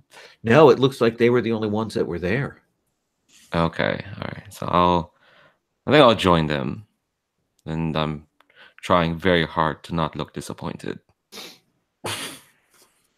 And you see the Thane and the you will see Akret and some of these other people. They come out of that Thane's house. The watchmen, start to come over to maybe explain to them, and she kind of pushes them aside, clearly angry with them. And this group, this small mob, will come storming towards where you're at, Gisley. Mm-hmm. Gosh, this is really excess thing, to be honest with you, though. I guess I, maybe just start it off and just, what is this? What is this? So how do you think you're approaching this? Is this you trying to set them up for something? Or you're trying to read them? What do you think? I would almost say perhaps at this point it's intimidation, maybe trying to just sort of, yeah. Let's have you roll your intimidation then. Okay. They've got some weight of numbers on their side, but then there's also all of these bodies splayed out across their main square. Oh, kind of not a great roll. 11. So they kind of don't pay attention, and there's a bigger group that's kind of forming up, and they're kind of staring you guys down. So Excess steps forward, and I think that Gisley kind of strikes a pose that's intended to be intimidating. And Exeth is actually going to step forward, and I'm going to also try to intimidate them, but I'm going to do this. I think I have some kind of spell that knocks people down. Okay. Let me look at that. Yes, there's a spell that actually shoots out telekinetic force, staggering creatures with maybe a chance of them being knocked prone. And the whole point of this is just to tell them, you shall not consort with unnatural creatures. What you have done is wrong, and you all know it. So let's have you do intimidation, and I know that effect can give you a bonus, so we'll give you a bonus on that roll. So let's have you do that. It's particularly used for that.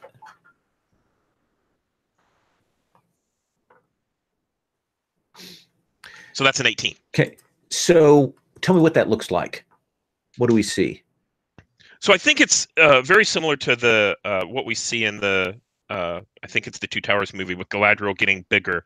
Exus steps forward, starts casting the spell, making gestures, calls out to the villagers, "You should not consort with unnatural creatures," and kind of waves towards the bodies that are strewn around the well, and seems to almost grow bigger, and her white hair goes a little wild, and then this pulse comes out that kind of knocks everybody, back a little bit. And Janessa will hold out her arms like, and she says, "You four leave."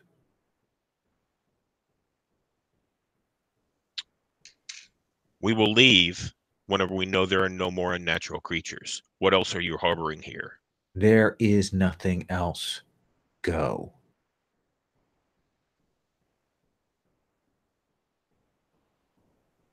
I think I'll turn to Gisley and see what he says, because I totally thought that they were telling the truth the first time.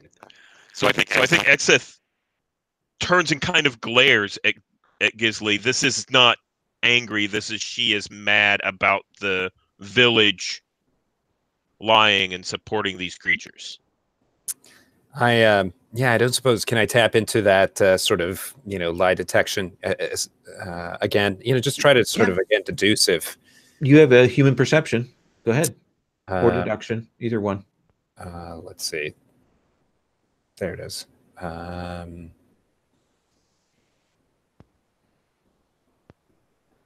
18. So yeah, Janessa is looking around just at these things. There's no looking back at other places like, oh, we've got something else hidden away or anything like that. Like this, she's trying to figure out how to pick up the pieces after this with this thing dead, whatever bargain they had struck with it, whatever benefit they were getting from it now being gone, whatever they were paying this cost for. I see now, or at least I think I see now, that perhaps intimidation might have been the wrong tool. I mean, can I attempt to show some sort of empathy in the sense of, whatever these things, assisted or helped you with? I mean, there's other better options. I mean, just tell us. I mean, what does it matter? I think that part of the problem is you've already had the Witcher Gotcha. Go all Gladriel. Sure. True. I don't want to stomp on anything that you want to do. So one option would be to distance yourself from the Witcher and basically say, I will get her out of your hair. But, what you don't have to do this kind of thing. And then have your little speech to get closer to them. Does that make sense? Does that sound like something you'd want to do? I guess just maybe to get to the bottom of this, if that makes sense. Yeah. I mean, I look to Aranea and Iraq. I mean, just, again, even just visual cues. I mean, what do you guys think? What do we see you two doing? I mean, I think I'm brandishing my walking staff, which is smeared with the god's ichor. Oh yeah, just blackened with that and the blood of the person he stabbed in the heart. Yeah. Oh yeah. They definitely. No one here wants to come after you guys. That is a number one in their mind is that they do not want to. They would like you to get out of here because you're dangerous. Arania, what about you? What do we see? Arania is doing that glassy-eyed stare again, and she has the bow brandish, and she has a bunch of like very condescending statements she wants to get out, but she sees that Gisli's taking initiative on this, and for reasons I'll explain later, she's gonna let Gisli do this. So Gisli, they are definitely scared. They want you guys gone. How do you want to play this? I guess I tell the group to, just go back to the common house, and maybe the best thing to do is just pick up our things and leave, and I'll try to say one last word, see if I can switch the situation. Let's have you make a charisma roll. It's a real challenging thing. Sure. There it is. Charisma. Okay. And do I get to add the +1 once again? Yep. Yeah, trustworthy. Just a 16. She will say, do not judge us. Our life is harsh here, and we do what we must to survive. We have paid a price over and over again. But there will be a price we have to pay now with this thing dead. Would it help any if we stayed? No. You have done enough. And you can see now there are a few people in the crowd who, like, they're not angry. Like, they're relieved that that this has happened. Like you can see a few of them. That clearly not the entire village was on board with this. I think I. Oh, go ahead. We will not accost you if you leave. We told you true of the path to go to head to where you are going. I understand. Yeah, and I think I just gently usher the group back towards the house to pick up our things.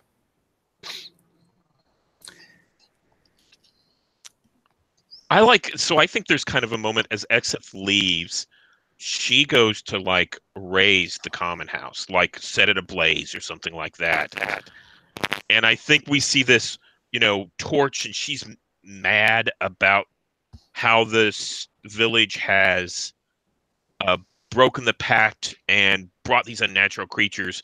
And I think she goes to torch, and I think that's whenever you see Gisli's hand kind of stop hers.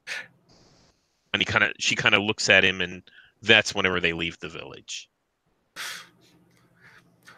Arak? Do we see you drinking and packing up your stuff? Your headache's gone, by the way. Yeah. I mean, I think I feel entitled to take to pillage the common hall's wine cellar. So I take a few bottles with me. Grab some of their brandy that's there. Absolutely. Refill. It's the fees for doing business. That makes sense. And Arania. She's incredibly nonplussed by all this. And like I don't think she's even realized an injustice has happened. It's more like, I guess what the overriding feeling is that she was disappointed she didn't get to get into the fight. However, there is one thing there's just one moment I want, and it's sure. I think at some point she goes up to Gisli, and very clearly she hasn't done it before, but very awkwardly she pats him on the shoulder, and she says, "Well, you've acquitted yourself well in that fight." I think Gisli just sort of visually. I mean, he's just glowing. Congratulations, yeah, you're a like seasoned killer now. Yeah, an honest piece of praise. The carrying across the bridge earlier forgotten now. Totally. Next time that story's told, Gisli's carrying Ariana. And you can gather your things together. The village waits, and they watch you head out in the early hours there this morning. And you can, by this moonlight, make your way to the path and head on out of here. So let me ask this, Exif. What is the future for Exif? What do we see of her? What's her epilogue here? So if I recall correctly, we were traveling across this area to try to we had been given orders to I think the army was chasing us. You had your unit had broken up, and you were trying to escape from the Nilfgaardians. So you were essentially trying to get over out of Nilfgaardian territory. And do the Witchers, do they have like a hierarchy? Do they have a structure where they report to someone? Yeah, they have different houses and different schools that they train in. Yeah, so I think that basically what we see from Exif is her entering house after house, and you see the entries in the logbook of this creature destroyed, this creature killed, and then you see the next house in the next logbook. And I think it starts out, and you see her putting down the names of the rest of the party with Gisli and Eric and Arania, and the Stone Queen, and I think the writing's a little bit illegible because she can't remember what that was. Right. But, writes down a little bit there and kind of credits them all. And then you see the next thing, in the next ledger, there's more creatures, and that just grows and grows as you see her physically grow older and older. Oh, nice. Nice. the evolution of The Witcher. I like that. What about for Iraq? What does the future hold? What do we see of Iraq? And I think Iraq, he makes his way home, and I mean, while he's gone, a position has opened up as a sort of a mine physician. He gets a job caring for injured miners, and I think he sort of gradually steps into like a peacekeeping role. He's the guy who breaks up the bar fights, and he actually becomes the equivalent of the local sheriff eventually. I like the idea that your walking stick is sort of stained now with that blood there, and you probably still have that in your hands. Yeah, I mean, I think he hangs it up in his office. Okay. And like, and you when people visit, it's right behind you. Right, and the end, it's blackened and pitted from the ichor of this thing. And what about Arania? I think she after a few more adventures, probably she goes back home to Anel, thinking she's learned quite a lot about the mortal world, and decides, okay, I've learned enough. I'm going to go back and try to apply to the Wild Hunt to the most elite killers in Anel. And it turns out the Wild Hunt are about to mount an expedition into the mortal world. So of course they're gonna take in, seasoned soldiers who've been there, who know how they go about their business. Absolutely. So the next time anyone from the mortal world sees Aranya, well, they're not gonna recognize her because now she's in the armor of the Wild Hunt, bringing death and destruction to the mortal world. Nice. You can find Arania further adventures in The Witcher 3 as the Witcher fights against the Wild Hunt. Nice. And Gisli, what about you? What does Gisli do? I think the closing shot is this sort of beat up, old looking carriage pulled by these tired horses, and painted on the side of it is something like Dr. Gisli's amazing cures. He becomes like a fake medicine peddler, and okay, he's selling medicine from Dr. Kafkar and the blessings of the famous Exeth. And he picked up enough probably from Iraq to be able to sell a convincing line of that. That makes sense. Yeah, I was wondering what happened to my medicine bag. There you go. Excellent. Thank you guys very much for trying this with me. So let's talk about this system for a little bit. Now, I want to put some caveats on here. We didn't get the full taste of it. There's still a lot of mechanics that we didn't see. The crafting of the alchemy system. I left out some stuff about weapon damage, and there's some other things that we kind of skipped over. But I think we got a taste for how it operates, and it is definitely it's tratter than I even thought at first. I think in some ways. So let's go through. Eduardo, what's your impression of this, having seen it in action?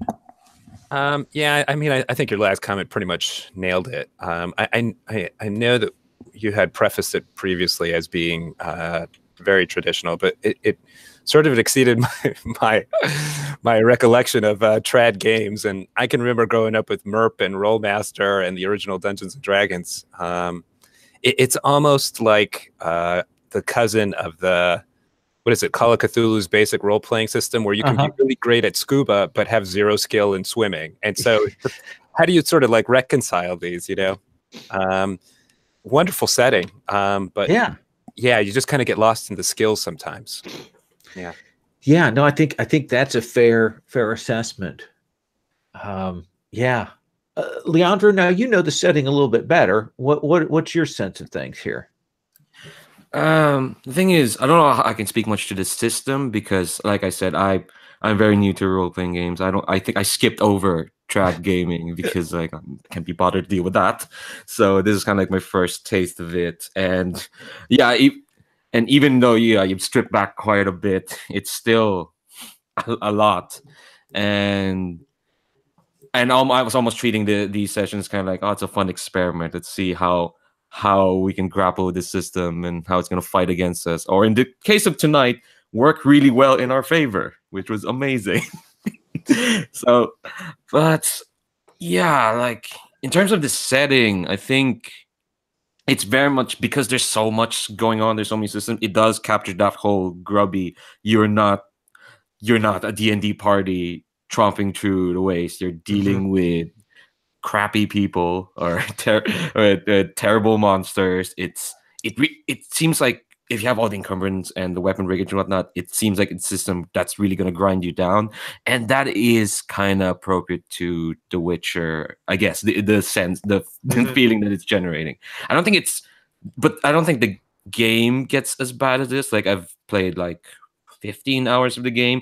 It's like this in the first 5 hours, obviously, because you don't have much, Right. and you're scrambling around trying to get coin and trying to buy bread so that it can keep you alive. But yeah, I think they might have over-egged it a bit.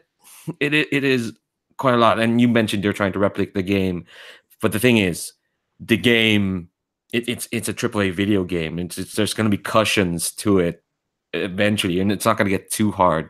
Whereas this, like, you just roll the wrong way or the right way even, and I'm curious what kind of spiral it'll lock you into if things get out of hand.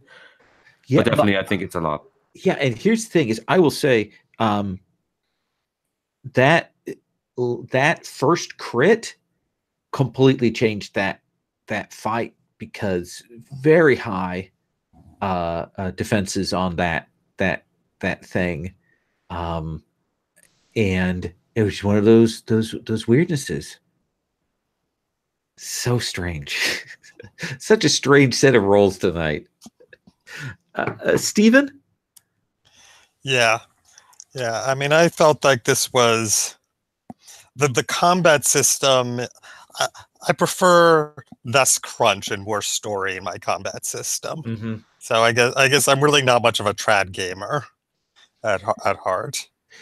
Yeah, it doesn't have. I mean, there a little bit of maneuvers, and there's lots of detail. The story is for people who want the story of where the blows hit and what the blood looks like, and all of those things.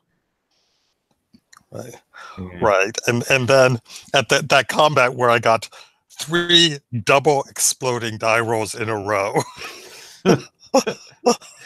That was crazy. That was insane. Q? Yeah, so just like we were talking about, the die rolls very easily could have gone the other direction. And I think that we would have easily been wiped out if it was if we'd had 10 crits against us instead of 10 crits against the opponents. Yeah. I've got a friend who doesn't like games that explode, where the dice explode, because they're so swingy, because you can have things like this happen. And in this system, they actually explode both ways, which is, doubly swingy, maybe. So yeah, there's a 20% chance of going high or low. Yeah.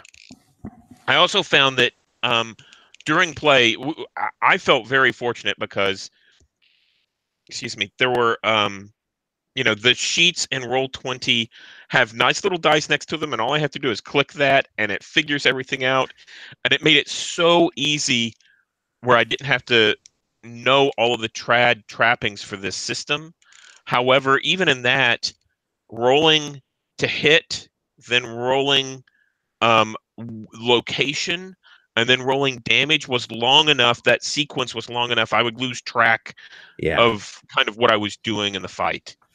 So yeah, it's make your decision about how you want to do it, calculate in those modifiers, make that roll, compare that roll to a defense roll, check what the margin is. If the margin is not that high, then we go to hit location, then we roll damage, then we apply armor, then we do armor degradation, and then we check if anybody takes stun. Or if it is high enough, then we go to the crit charts and we roll 2d6 on that, and it does a base damage through. We see what the effects are, and usually that'll have ongoing stuff. It's a lot of steps. And here's the thing is, I hadn't realized how swingy it was until tonight. That was crazy swingy. That was, I was like, oh, it explodes high, explodes low. It's got more luck. This felt wild. And I played Rollmaster, which is a game of crazy up and down crits. But this felt, it's an odd design choice.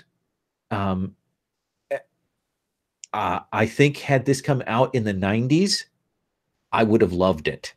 I would have been on this. I'd have been like, ooh, because it does streamline some things from 90s approaches. And I might have been like, ooh, I want to have a system where you have to calculate and carry all the reagents, and then get recipes to have to do my alchemy stuff. But now it feels like an odd choice. I suspect and I hope that people who like the video game and maybe our D&D players will come to this and find the stuff that they want. People who are playing like 5e or something might dig that it's emulating that, but otherwise, wow. Yeah, I was actually talking to a friend. We were having coffee a week ago, and he's a big Witcher fan. Like, he's played all the games, he's read all the books, he has a wolf necklace, and he's trying to get into role-playing games. And I was just describing him this system, and I could see in his face, it's like, no, I don't want to do that. Also, it helps that I ran Dungeon World for him once, and that's all he ever wants to do now. Oh, yeah. No, here's the thing is, it's like, for newcomers, how do you even get this? This would be a hard game to. I wouldn't want to try and bring new people in on this system. Not at all. And that's a kind of a disappointment to me, because I think it could have been a nice bridge. I will say the book has a lot of the background, has a lot of the detail, and it's a great source book if somebody wants to run The Witcher in like Dungeon World or World of Dungeons or Fate or whatever. I think that it's a valuable resource for that. And for looking at how somebody, sets up the game in that. But wow. Does it also have good advice about how to keep a game dark and gritty? It has some discussion. It has a nice set of discussions about what the world needs to look like for people, what the Witcher world should feel like. So there is some of that in there. And I think it's a little bit like the Warhammer world, the Warhammer Old World, the Warhammer Fantasy Roleplay, in that there's a certain feel there, but I actually think that this maybe has a little more, it feels a little less cartoony. I mean, I think it's a little more realistic in that. Well, thank you all very much for going on this bizarre journey with me. And I appreciate you doing that and chatting about this. I enjoyed your characters. I like the stories that we got out of them, so I had a good time with that. And I've done my due diligence with this game. There we go. I'm going to stop the recording.